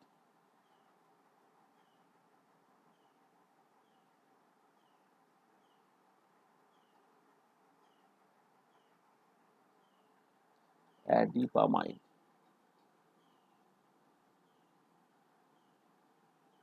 এরকম সব নাম আর কি। আচ্ছা, অ্যানাদার যে কমন এক্সাম্পল, হ্যাঁ, আচ্ছা এইগুলোকে অনেক সময় না এই যে এইগুলো তোমার ফাইবার, প্লাস্টিক, এই ধরনের কমন নামের মধ্যে পড়ে এগুলোকে, মানে ফাইবার বা প্লাস্টিক্স, এরা বেসিক্যালি হচ্ছে ওই এই টাইপের আর কি তোমার, ওই মানে একটা ডায়ামিন তার সঙ্গে অ্যাসিড তাদের কম্বিনেশন করে জাস্ট তৈরি করতে পারে। আর আরেকটা পার্টিকুলার ক্লাস, সেটা হচ্ছে পলিএস্টার। যেমন পলিঅ্যামাইডস বললাম একটা ডাইঅ্যামিনের সঙ্গে ডাই অ্যাসিডের রিয়াকশন, আর হচ্ছে পলিএস্টার। পলিএস্টারের ক্ষেত্রে কি হচ্ছে, ওএইচ গ্রুপ আর সি ডবল এইচ গ্রুপ, তাদের মধ্যে যে কানেকশনটা হচ্ছে সেটা পলিএস্টার। পলিএস্টার আরেকটা এক্সাম্পল কি হচ্ছে, এখানে একটা এক্সাম্পল বললাম, হ্যাঁ, আর একটা হচ্ছে পলিএস্টার। পলিএস্টারের ক্ষেত্রে কি হয়,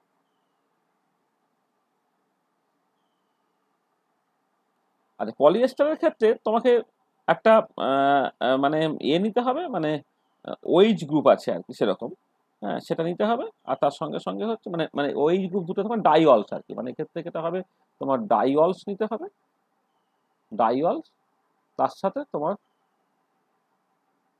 ডাই অ্যাসিড, তাদের কম্বিনেশন তোমাকে নিতে হবে। ধর আমি জাস্ট টিপিক্যাল এক্সাম্পল বলছি, এন ওএইচ মানে এনএইচ টু বদলে ওএইচ বললাম, এইটা তার সাথে যুক্ত হচ্ছে এন,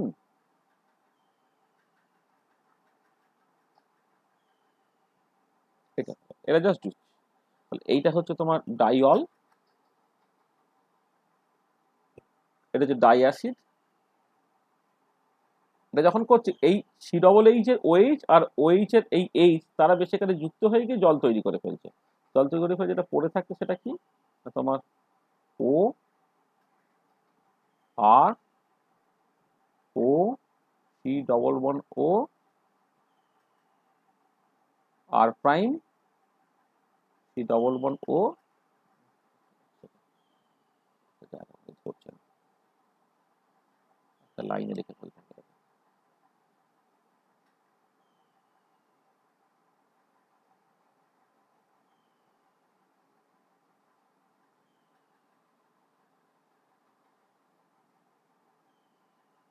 কি হচ্ছে না তোমার, আচ্ছা, একদম লেফটেরটা তো ওএইচ হিসেবেই থাকবে, সেটা কথা না। তারপরে থাকছে তোমার আর, আর একটা ও, এর সি ডবল বন ও হবে, আর প্রাইম হবে, সি ডবল বন ও হবে, ও এইচটা থাকবে। তার মানে এই যে পার্টটা, সরি, সেটা ওএইচ,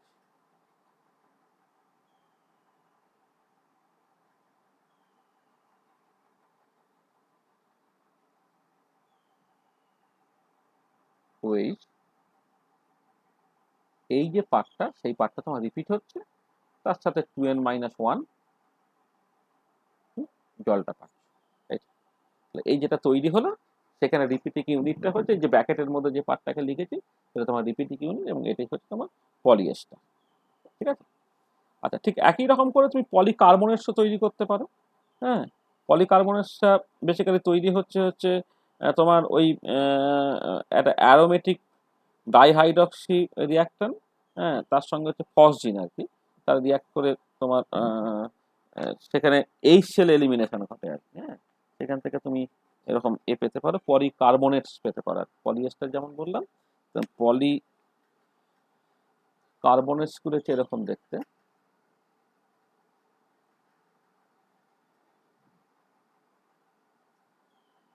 পলিকার্বনেটসটা বেসিক্যালি কনডেনসেশন রিয়াকশন হবে তাদের মধ্যে aromatic dihydroxy reactant and phosgene, তাদের মধ্যে রিয়াকশন হবে। তোমাকে একটা অ্যারোমেটিক ডাইহাইড্রক্সি কম্পাউন্ড, তার সাথে তোমাকে রিয়াকশন করাতে হবে ফসজিন। রিয়াকশন করবে এখানে, কনডেনসেশন রিয়াকশন করবে। কনডেনসেশন রিয়াকশন এক্ষেত্রে যেটা বেরিয়ে যাবে সেটা বেসিক্যালি তোমার এইচ সেল। মানে একটা স্পেসিফিক এক্সাম্পল দিই, ধরো এরকম একটা কম্পাউন্ডের কথা বলা হচ্ছে,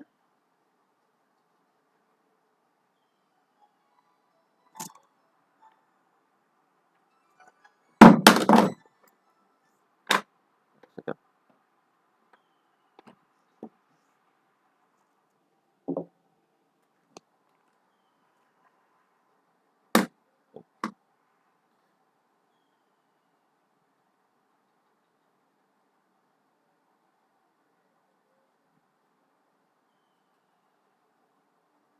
ধরো এইখানে ধরো OH গ্রুপ আছে, এইখানে একটা লিঙ্কেজ থাকতে পারে আর এখানে আবার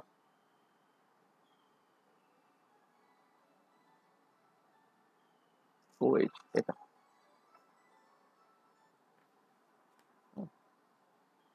তার সঙ্গে তোমার জুড়ছে হচ্ছে ফসজিন, মানে Cl CO Cl, এরা জুড়ছে। ঠিক আছে, এইটারও এনটা নাও, এটারও এনটা নাও। আচ্ছা, এদের মধ্যে কনডেনসেশন রিয়াকশন করছে, কনডেনসেশন রিয়াকশন ঘটে এই যে OH এর এইচ আর এইচ, মানে COCl2 হচ্ছে Cl, তারা মিলে একটা জল তোমার এই সেল বের করে দিচ্ছে। তবে যেটা থাকছে বাঁ দিকটা এই রইল,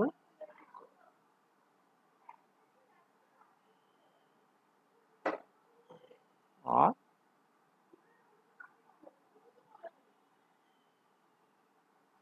এইটা ও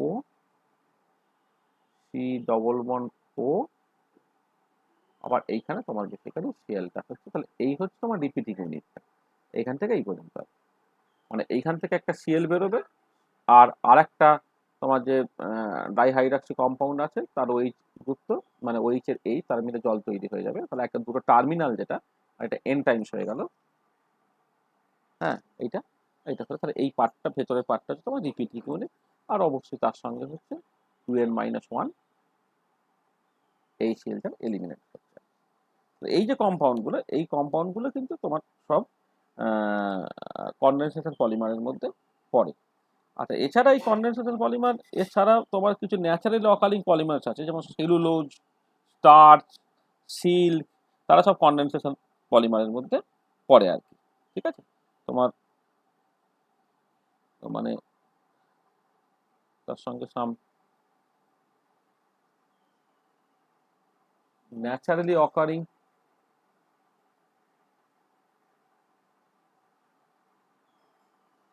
কনডেনসেশন পলিমার,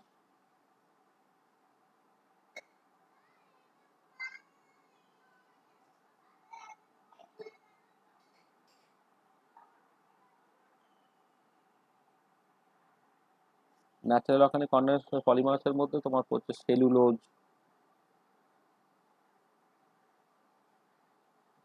স্টার্চ,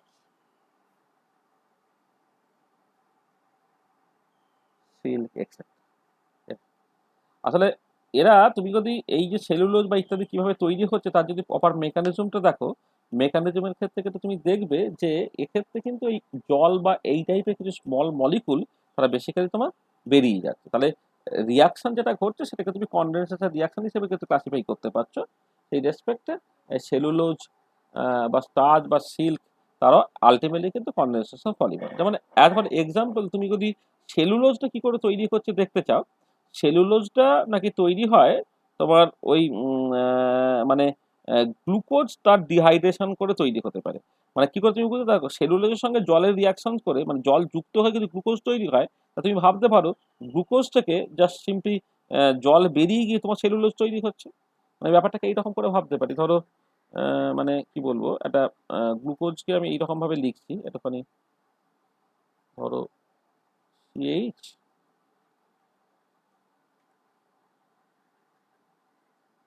সিএইচ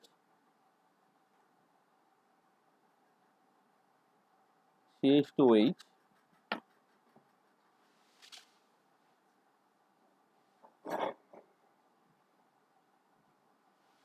এটা ও CH OH Cl CHOH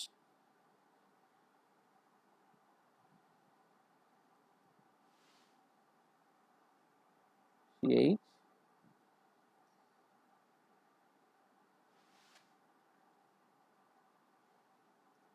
এইখানে ধরো তোমার OH আছে, CH এখানে OH আছে, এদের মধ্যে একটা লিঙ্কেজ আছে, আর এইখানে ধরো একটা OH আছে। ঠিক আছে, এটা হচ্ছে গ্লুকোজের স্ট্রাকচার। এটা গ্লুকোজের স্ট্রাকচার। এটা এইখান থেকে তুমি জাস্ট জল বের করে দিলে, জল বের করে দিয়ে যেটা তৈরি হচ্ছে সেটা হচ্ছে যে ও টার্মিনালটা ঠিক আছে, টার্মিনালে এইচটা থাকবে এইটা। তারপরে যেমন as usual CH CH CH2H ও CH, এটা তোমার ওইচই রাখলাম, মানে একটা ওইচ মানে একটা গ্লুকোজের ওইচ আর একটা গ্লুকোজের এইচ তারা যুক্ত হয়ে বেসিক্যালি তোমার জলটা তৈরি করে ফেলছে এইটা। আর তার সাথে এখানে থাকছে সিএইচ ওইচ সিএইচ এই ওইচ, এবং এইখান থেকে এই যে পার্টটা, এই পার্টটা তোমার রিপিট করছে এন টাইমস আর কি। এইটাকে আমি সেলুলোজ বলছি। ঠিক আছে, তার মানে সেলুলোজ তার সঙ্গে জল, আচ্ছা তার সঙ্গে হচ্ছে তোমার জল বেরিয়ে গেল N-1 H2। আচ্ছা, যেটা হচ্ছে তুমি উল্টো দিক দিয়েও ভাবতে পারো, উল্টো দিক দিয়ে ভাবতে পারো যে সেলুলোজের সঙ্গে জল যুক্ত হয়ে অ্যাজিউটেনো গ্লুকোজ তৈরি করছে। তার মানে তুমি এক্সপেক্ট করতে পারি এরকম ভাবে অ্যাজিউটেনো গ্লুকোজ থেকে তোমার জল বেরিয়ে গিয়ে তোমার সেলুলোজটা তৈরি হচ্ছে আর কি। সেই রেসপেক্টে সেলুলোজ ঠিক একই রকম করে তোমার স্টার্চ বা সিল্ক, হ্যাঁ তাদেরকে just naturally occurring condensation polymer তুমি এইরকম করে ভাবতে পারো আর কি। ঠিক আছে, আচ্ছা এই মানে এই এরা যে তোমার বেসিক্যালি কনডেনসেশন পলিমারের মধ্যে পড়ছে, সেই কনডেনসেশন পলিমারের মধ্যে পড়ছে এইটা এটাকে একটা জেনারেল ডেফিনেশনের মধ্যে পড়ে। মানে ক্যারুথার্স তিনি কনডেনসেশন পলিমারের একটা মডার্ন ডেফিনেশন দিয়েছিলেন, সেই নেবু মডার্ন ডেফিনেশনের মধ্যে কিন্তু এই পার্টটা পড়ে যাচ্ছে আর কি। ক্যারোথার্স তিনি যে মানে যে ডেফিনেশনটা দিচ্ছে ডেফিনেশনটা কিরকম,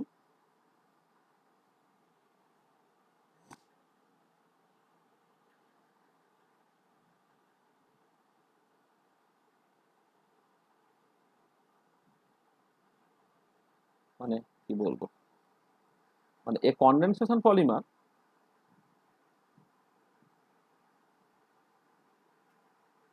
polymer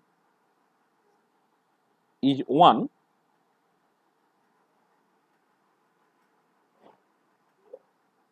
which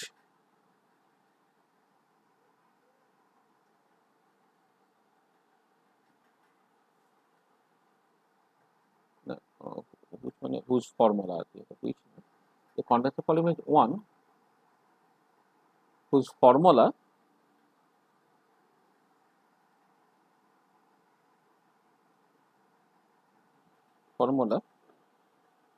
of the repeating unit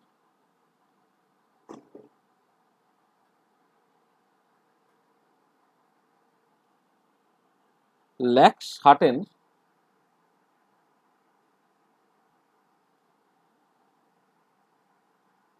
atoms that are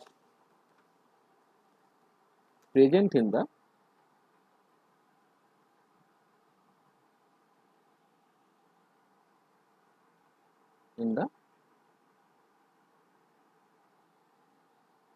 monomers from which it is formed or to which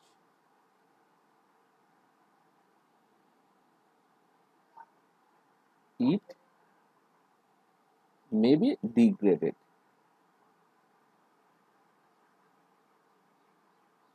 The condensation polymer is one whose formula মানে পলিমারের formula whose formula of the repeating unit whose formula of the repeating unit whose formula contains the repeating unit whose formula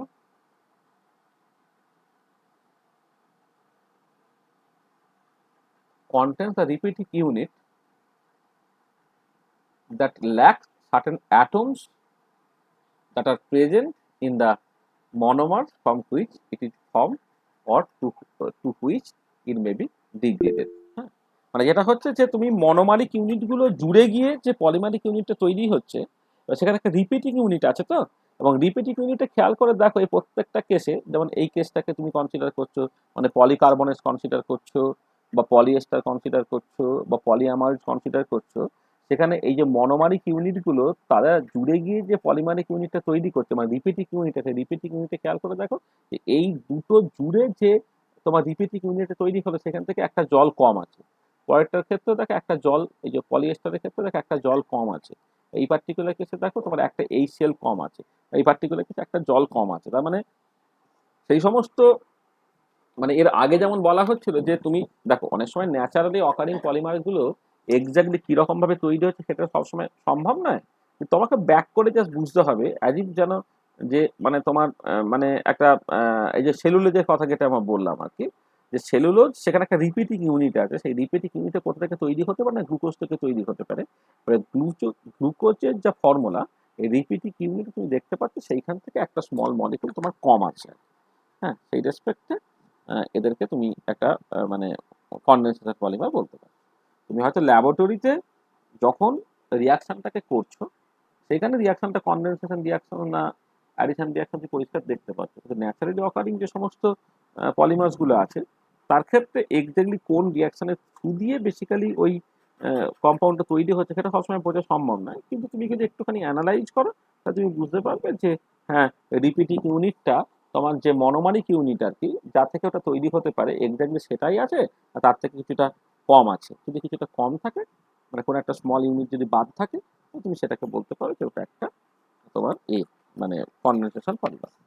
এবং এই ক্যারুথার্স এই যে এটাকে দিয়েছেন আর কি, মানে তার যে ডেফিনেশনটা দিয়েছেন সেটা একটা পেপারে তুমি পাবে আর কি, সেটা হচ্ছে জার্নাল অফ আমেরিকান কেমিক্যাল সোসাইটির যে পেপার আর কি, মানে জ্যাক্স বলে যেটাকে, তার ভলিউম 51 পেজ হচ্ছে 2548, সাল হচ্ছে 1929 সাল।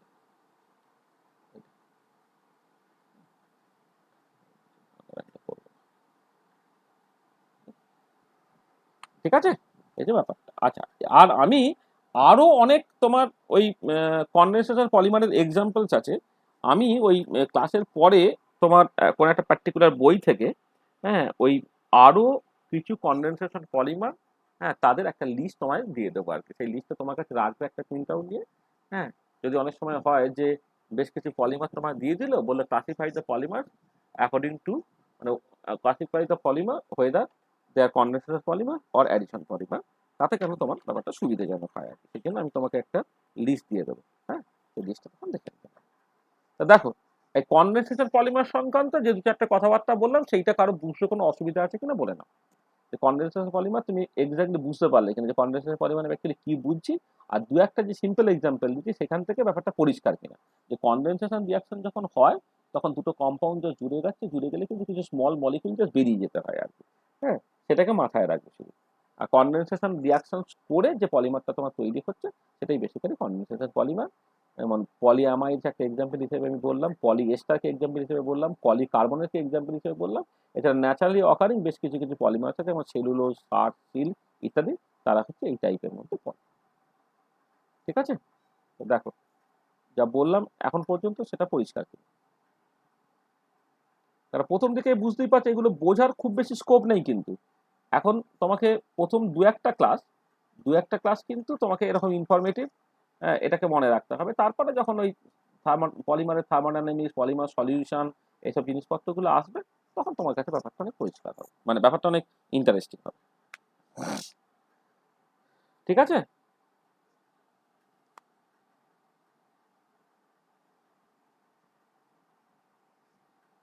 ওই রে আছিস না নেই তোরা? হ্যাঁ স্যার, হ্যাঁ স্যার। এটা, হ্যাঁ। হ্যাঁ স্যার। হ্যাঁ, এগুলো তোমার ইনফরমেশন হিসেবে হ্যাঁ মনে স্যার। রাখতে হবে। হ্যাঁ, মানে তোমাকে জাস্ট হ্যাঁ তফাৎটা স্যার। একটু বুঝে নিতে হবে যে কনডেনসেশন পলিমার এডিশন পলিমারের মধ্যে মেন তফাৎটা কি। এক্সাম্পল গুলো তো ইমিডিয়েটলি মনে থাকবে না, একটু উপর উপরে মনে থাকতে হবে। হ্যাঁ, উপর উপরে একটু মনে রাখবে, তারপরে আস্তে আস্তে আস্তে পড়াশোনা করতে করতে, যাদের একটু অর্গানিক কেমিস্ট্রিতে ইন্টারেস্টেড আছে, তারপরে আমি যখন পলিমারাইজেশন এই মেকানিজমটা শেখাবো, সেখানে এই এক্সাম্পল গুলো মানে কিভাবে হচ্ছে সেটা নিয়ে আমি আবার কথাবার্তা বলবো, সেখানে আবার হয়তো কিছুটা তোমার পরিষ্কার হবে। আচ্ছা, নেক্সট চলে আসছে অ্যাডিশন পলিমারের। আর অ্যাডিশন পলিমারটা জাস্ট সিম্পলি অ্যাডিশন রিয়াকশনের থ্রু দিয়ে তৈরি হবে বলে, এক্ষেত্রে যে পলিমারিক ইউনিট যেটা মানে রিপিটিং ইউনিটটা হচ্ছে মনোমারিক ইউনিটের জাস্ট ইন্টিগ্রাল মাল্টিপল হবে। এক্ষেত্রে কোনো অ্যাটম লস বা কিছু থাকবে না। হ্যাঁ, তাহলে জাস্ট আমি বলছি যে the polymers are those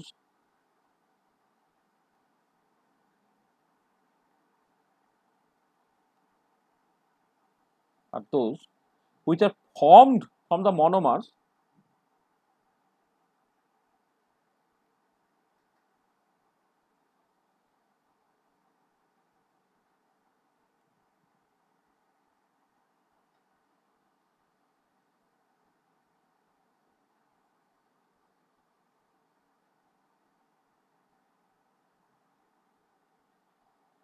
the monomers by addition reaction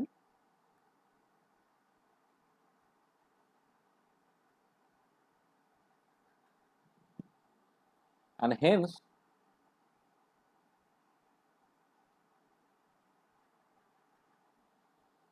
does not lose any small molecule.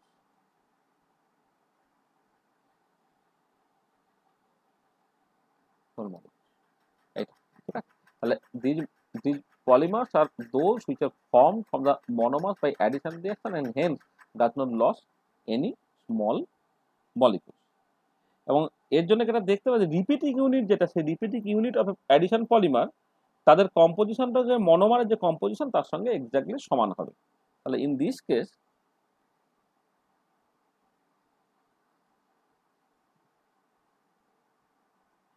the repeating unit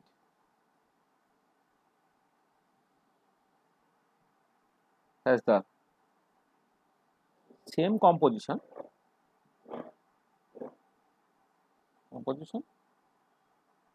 as the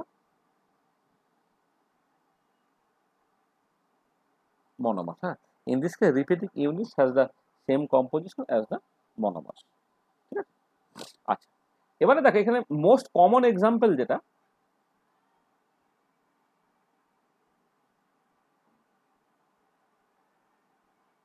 polyethylene. পলিইথিলিনটা হচ্ছে তোমার বেসিক্যালি মোস্ট কমন এক্সাম্পল। এক্ষেত্রে এটা হচ্ছে যে এই ইথিলিন তার যে পাই বন্ডটা আছে সেই পাই বন্ডটা ভেঙে গিয়ে তোমার ফ্রি র্যাডিক্যাল তৈরি হলো, এবার ফ্রি র্যাডিক্যাল জুড়ে গিয়ে হচ্ছে তোমার পলিইথিলিনটা তৈরি হচ্ছে আর কি। মানে এরকম ব্যাপারটা যে সি ডবল বন্ড সি, ধরো এইচ এইচ এইচ এইচ, এইটা এনটা এরকম তোমার ইথিলিন রেসিডিউ তারা যুক্ত হয়ে তৈরি করছে তোমার কি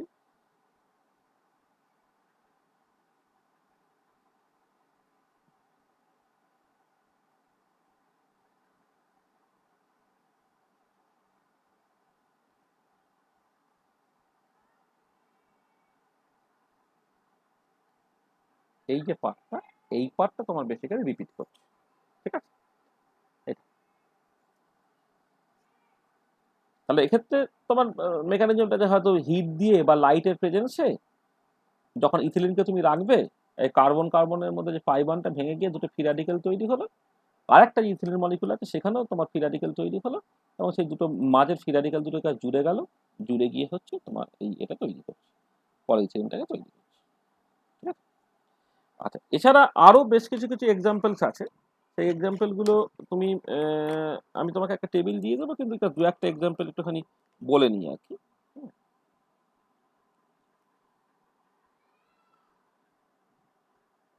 ধরো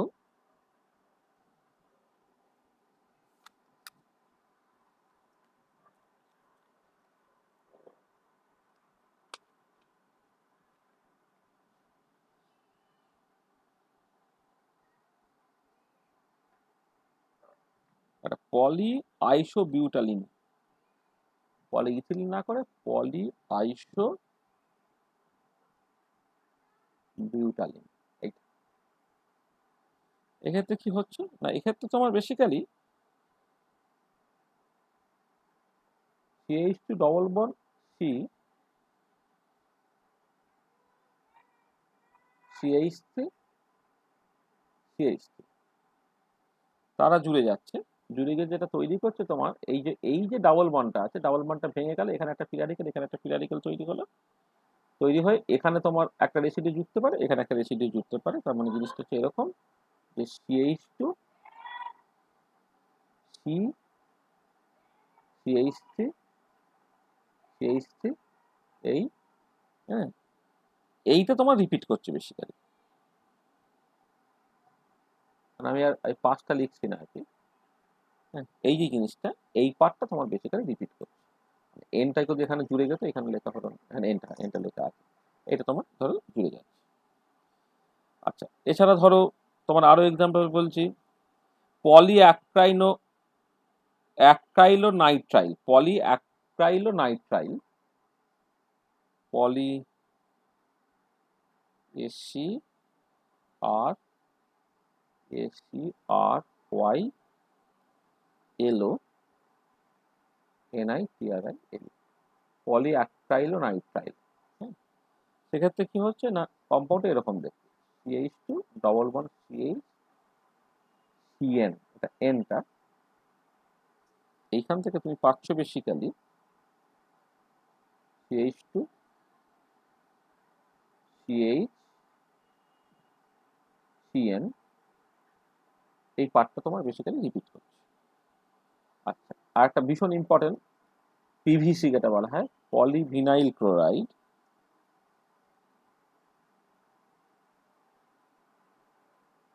পলিভিনাইল ক্লোরাইড যেটাকে পিভিসি পাইপ বলা হয় আর কি। সেখানে কি হচ্ছে না, CH2 double bond CH single bond Cl, এনটা ইউনিট, তারা জুড়ে যাচ্ছে, জুড়ে গিয়ে তোমার তৈরি করছে এটা CH2 CH Cl, এইটা এইটা বেসিক্যালি তোমার রিপিট করছে।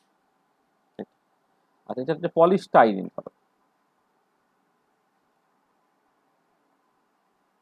পলিস্টাইরিন, পলিস্টাইরিনের ক্ষেত্রে যেটা হচ্ছে তোমার এই ধরো CH2 ডবল বন্ড CH, এখানে যে কোনো একটা গ্রুপ তোমার থাকতে পারে,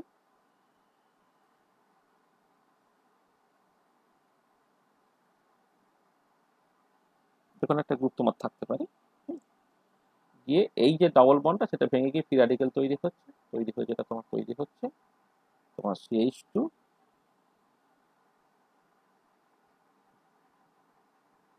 CH, এখানে ফাইটে যেমন রয়ে গেল, এই পার্টটা তোমার রিপিট করছে। ঠিক আছে, মানে এই রকমের মানে এক্সেট্রা। এই ধরনের প্রচুর এক্সাম্পল তুমি পাবে, যেগুলো সবই কিন্তু অ্যাডিশন পলিমারের মধ্যে পড়ে। ঠিক আছে, আচ্ছা এবারে আমি একটা স্পেসিফিক এক্সাম্পল নিই। একটা স্পেসিফিক এক্সাম্পল হচ্ছে তোমার পলি ইউরেথেনস।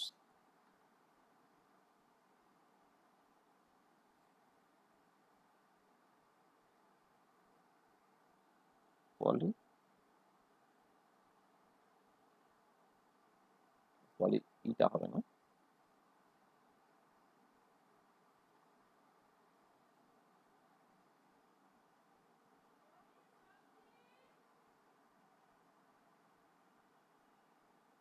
আচ্ছা এইটা একটা স্পেসিফিক এক্সাম্পল। আচ্ছা বৈশিষ্ট্যটা কি? এই যে কম্পাউন্ডটা দেখো, এই কম্পাউন্ডটা তৈরি হচ্ছে একটা ডায়ালের সঙ্গে ডাই আইসো সায়ানাইডস তাদের রিয়াকশন। মানে একটা ডায়লস নিচ্ছে তুমি এরকম দেখতে, ওইচ একটা আর গ্রুপ আছে, ওইচ এটা এনটা তুমি নিলে, এটা বেশি তোমার ডাইঅল এটা। আচ্ছা তার সাথে তুমি নিচ্ছ একটা ডাই আইসোসায়ানেটস। ডাই আইসোসায়ানেটসটা এরকম দেখতে, ধরো তোমার ও সি এন মানে সিএনও আর কি, ও সি এন, এন এর সঙ্গে এখানে লিঙ্কেজটা আছে, এটা আর প্রাইম, এখান থেকে হচ্ছে আবার এন সিও, এইটা এখানে এন এন লিঙ্কেজ আর কি এইটা, সেটা তুমি এনটা নিচ্ছ, এখানে আরটা হচ্ছে মানে আর প্রাইম আর কি, এটা এটা এ না, এটা বন্ড নয়, এটা আর প্রাইম, আর এটা এটা হচ্ছে তোমার ডাই আইসোসায়ানেজ, COI NATS, একটা ডাইঅলস, এটা ডাই আইসোসায়ানেজ। আচ্ছা এবারে এই যে রিয়াকশনটা হলো, রিয়াকশন সরিকেটা তৈরি হচ্ছে ওইচ আর ও আছে, সি ডবল বন্ড ও আছে, NH আর প্রাইম NH CO, মানে সি ডবল বন্ড ও আর কি,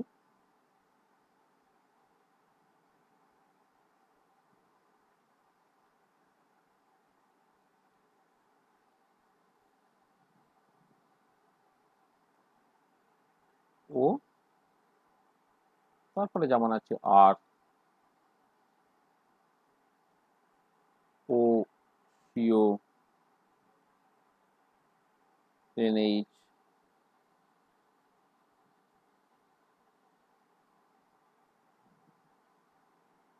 আর প্রাইম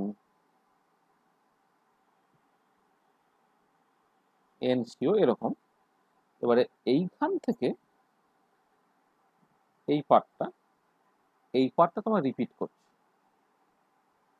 ব্যাপারটা কিরকম দেখো, যে এই যে করসপন্ডিং আমি কম্পাউন্ডের কথা ভাবছি, পলিইউরিথেনস, হ্যাঁ, এটা ডায়ালসের সঙ্গে ডাইসায়ানাইডস তোমার রিয়াক্ট করছে। মানে যেটা ঘটেছে তুমি খেয়াল করে দেখো, যে এইখানে এই যে OH আছে আর এইখানে হচ্ছে NCO আছে, এই যে জায়গাটা আছে, তো সেইখানে একটা লিঙ্কেজ তৈরি হয়েছে, আর ও এখানে সি ডবল বন্ড ও NH, হ্যাঁ এই যে যেমন আছে আর কি, এগুলো তোমার হচ্ছে ভেতরে আর প্রাইম ডট ডট ডট ইত্যাদি ইত্যাদি তোমার আছে আর কি। এখানে NHCO ও, এখানে আর আছে, আবার ও CO NH আর প্রাইম NCO ইত্যাদি। আচ্ছা এই যে কম্পাউন্ডটা তৈরি হয়েছে, আচ্ছা এবারে তোমার এই যে পলি ইউরাথিন এটাকে একটা অ্যাডিশন পলিমার বলার দরকার, কারণ এই পার্টিকুলার কেসে যে তোমার মানে তোমার মনোমারিক ইউনিট যেটা আর কি, সেই মনোমারিক ইউনিট, রিপিটিং ইউনিটটা আর মনোমারিক ইউনিট তারা বেসিক্যালি একই। এক্ষেত্রে দেখো সেই রেসপেক্টে কেউ কোনো এলিমিনেটর হয়নি। তাহলে মানে from Caruthers original definition, this should be called a addition polymer.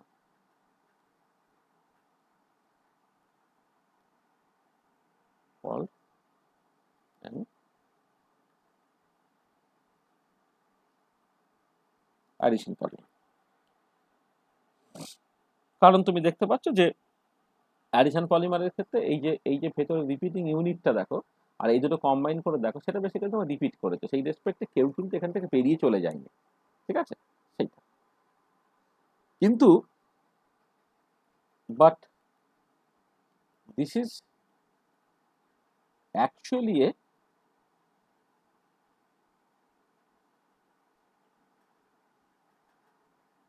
Condensation polymer. কেন? কারণ এই এখন না এই মডার্ন ডেফিনেশনটা কিছুটা পাল্টে দেওয়া হচ্ছে। মডার্ন ডেফিনেশনে তোমার তুমি কনডেনসেশন পলিমার, কনডেনসেশন পলিমারের ডেফিনেশনটা কিছুটা লিবারেল করা হয়েছে। নতুন ডেফিনেশন অনুযায়ী কনডেনসেশন পলিমার কারা?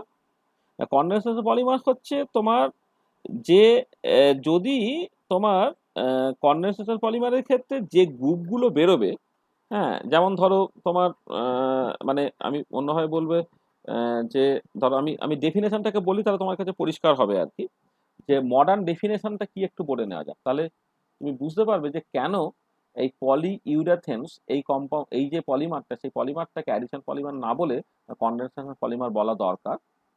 মডার্ন ডেফিনেশনটা একটু জেনারেলাইজ করা হয়েছে। মডার্ন ডেফিনেশনটা কি? মডার্ন ডেফিনেশনটা হচ্ছে এই যে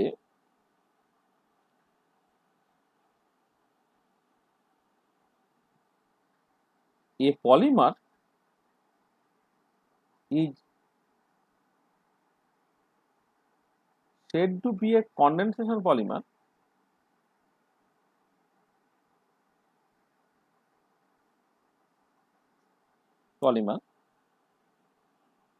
if its synthesis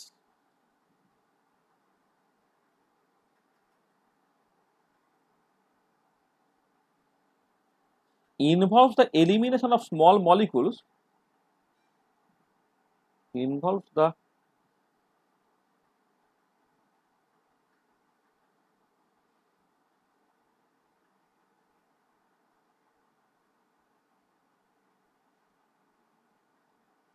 elimination of small molecules, যেটা আমি আগে বলেছিলাম যে কনডেনসেশন পলিমার একটা স্মল মলিকুলস এলিমিনেটেড হবে, এটা তো আছেই, যেটা ক্যারুথাস বলেছিল। তারপরে বলা হচ্ছে or it contains functional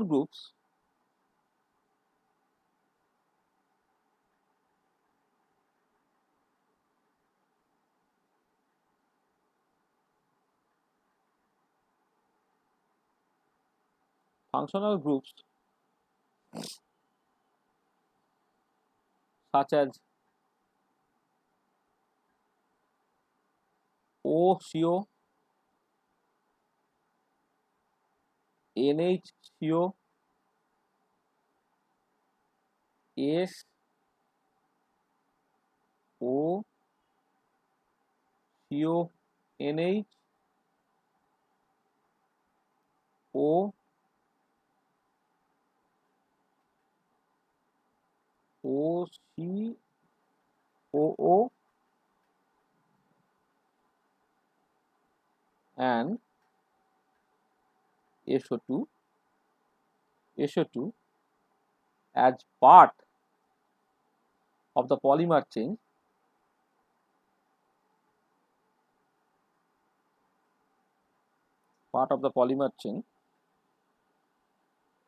or its repeating unit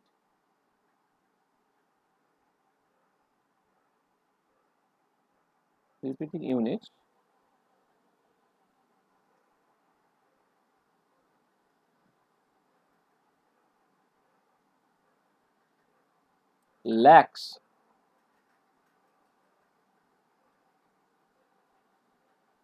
certain atoms that are present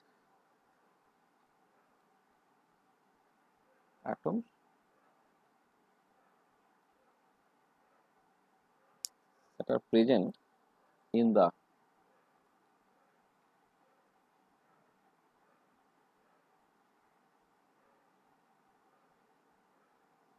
hypothetical monomers to which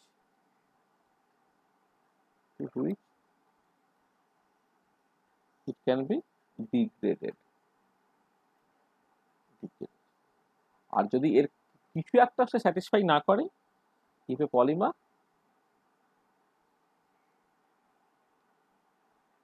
does not fulfill any of these requirements,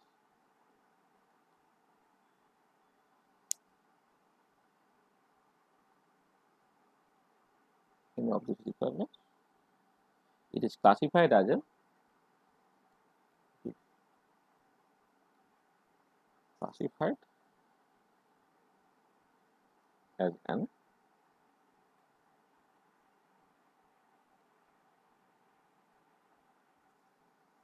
addition polymer.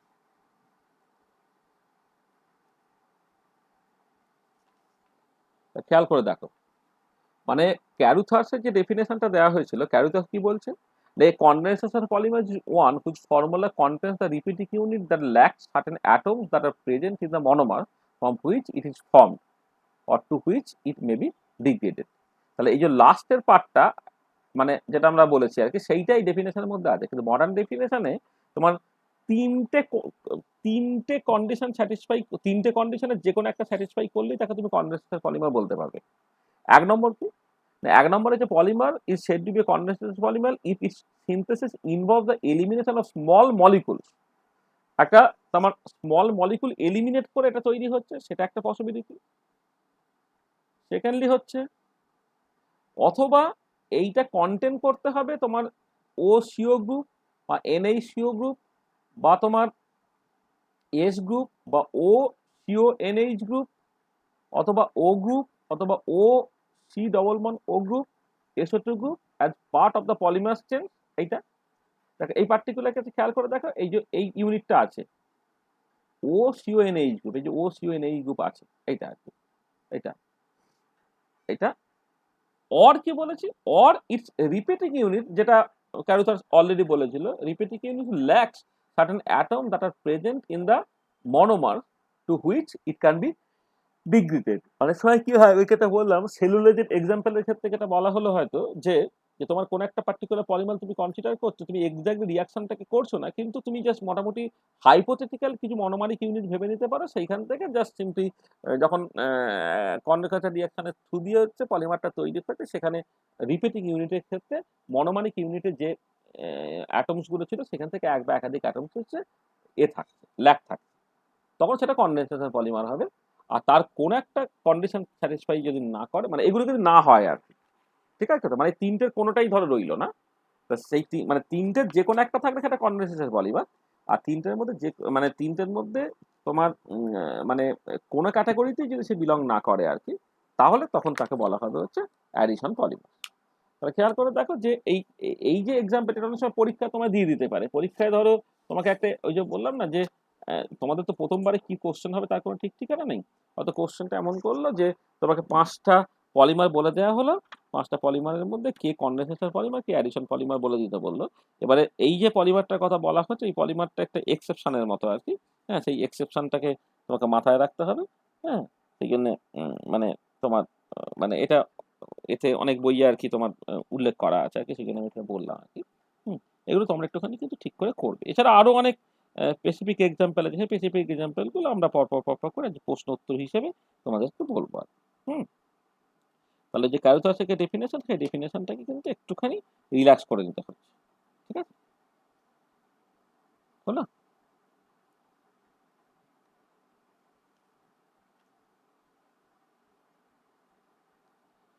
তাহলে দেখো যা বললাম তাতে কারো কোনো অসুবিধা আছে কিনা বলো। আরো বেশ কিছু কিছু এক্সাম্পল, সেই এক্সাম্পলগুলো পরপর করে নেওয়া পরে দিয়ে দেওয়া যাবে, আজকে আর সময় নেই।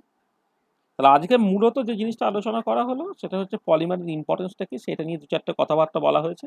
আমি একটা কোটেশন দিয়ে ব্যাপারটাকে স্টার্ট করেছি। সেকেন্ডলি যেগুলো হয়েছে সেটা হচ্ছে কি তোমার পলিমার, সেখানে 2-3টে টার্মিনোলজি, পলিমার বলতে কি বুঝছি, মনোমার কি, অলিগোমার কি, পলিমারাইজেশন কি, হ্যাঁ, পলিমারকে কেন ম্যাক্রোমলিকুল বলা হচ্ছে, এই 2-4টে কথাবার্তা হয়েছে। আচ্ছা, তার সাথে যে কথাগুলো বললাম সেটা হচ্ছে যে ক্লাসিফিকেশন অফ পলিমার্স আর কি। এই ক্লাসিফিকেশন অফ পলিমার্সের মধ্যে কনডেনসেশন পলিমার এবং অ্যাডিশন পলিমার, এই দুটি মেনলি ফোকাস করা হয়েছে। ঠিক আছে? তোমার অ্যাডিশন পলিমারটা বেসিক্যালি চেন পলিমার তুমি বলতে পারো, আর কনডেনসেশন পলিমারটা তুমি বেসিক্যালি স্টেপ পলিমার এভাবে তুমি বলতে পারো আর কি। এটা সিনোনিমাসলি ইউজ হয়, কিন্তু এক্সেপশন কিছু থাকতে পারে আর কি এটা। আর কনডেনসেশন পলিমার, অ্যাডিশন পলিমারের কিছু ডিস্টিংক্টিং ফিচার্স, এগুলো জাস্ট আলোচনা করা হয়েছে। ঠিক আছে? আচ্ছা, এবারে আমি যদি তোমাকে একটুখানি সামারাইজ করে দিই, মানে এই যে কনডেনসেশন পলিমার এবং অ্যাডিশন পলিমার যেটা আমি বললাম, হ্যাঁ, এদের মধ্যে যে ডিফারেন্সেস গুলো কি কি আর কি, যদি সেইভাবে একটুখানি আলাদা করে দেওয়া যায় আর কি, সেটা মানে ঠিক আছে, মানে সেটা অবশ্য পরে করলেও হয়, বা স্টেপ পলিমারাইজেশন, চেন পলিমারাইজেশন, তার কিছু ডিস্টিংটিভ ফিচার। এটা আসলে ওই যখন মেকানিজমটা বলবো না, তখন বললে ব্যাপারটা সুবিধা হবে। এক্ষুনি বললে মেকানিজমটা যেটা এখনো বলা হয়নি, সেটা হয়তো খুব বেশি মানে তোমার মনে নাও থাকতে পারে আর কি।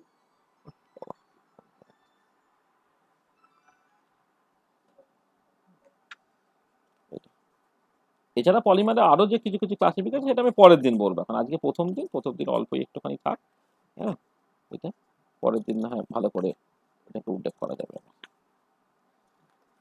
তো বলো, মানে ব্যাপারগুলো খুব বোরিং প্রথম দিকটা, প্রথম 2-3টে ক্লাস, তারপরে ব্যাপারটা আস্তে আস্তে আশা করছি ইন্টারেস্টিং হবে। হ্যাঁ, যা বললাম তাতে যদি কারো কোনো অসুবিধা থাকে তো বলে না, বুঝতে যদি কোনো সমস্যা হয়।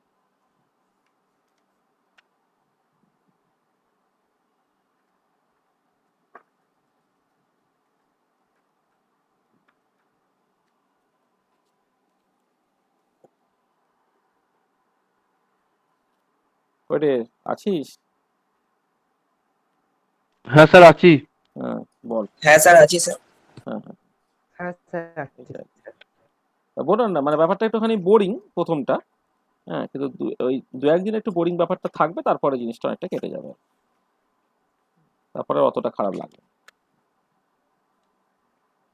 এইটা ওই একটা সিনথেসিস আছে না, সেটা অর্গানিক কেমিস্ট্রি ব্যাপার, সেটা আমি একদম জানি না বলে আমাকে এগুলো একটুখানি করতে হচ্ছে, মানে মানে বিভিন্ন জায়গা থেকে ওই কালেক্ট করে আর কি তোমার এই টিয়াকশন গুলো বলতে হচ্ছে, সেগুলো কিছুটা আমি অতটা কমফোর্টেবল নই। কিন্তু পরে যখন ফিজিক্যাল ক্লাসে জিনিসপত্রগুলো আসবে, সেগুলো তখন দেখবে অনেক ইন্টারেস্টিং। ঠিক আছে, তাহলে হ্যাঁ আজকে স্যার। আজকে তাহলে খুব বেশি আর কিছু বলবো না, আজকে এই পর্যন্ত থাক। হ্যাঁ, এইটা একটুখানি নিজেরা একটু তৈরি করো, তৈরি করে পরের দিন থেকে আরেকটুখানি ভালো করে বলা যাবে। আর কি টাইমিংটা কি হচ্ছে, টাইমিংটা কি মানে সকালে কি খুব অসুবিধাজনক হয়ে যাচ্ছে? স্যার আপনাকে তো জানিয়েছিলাম, মানে অনেকেই হয়তো ক্লাসটা ওই কারণে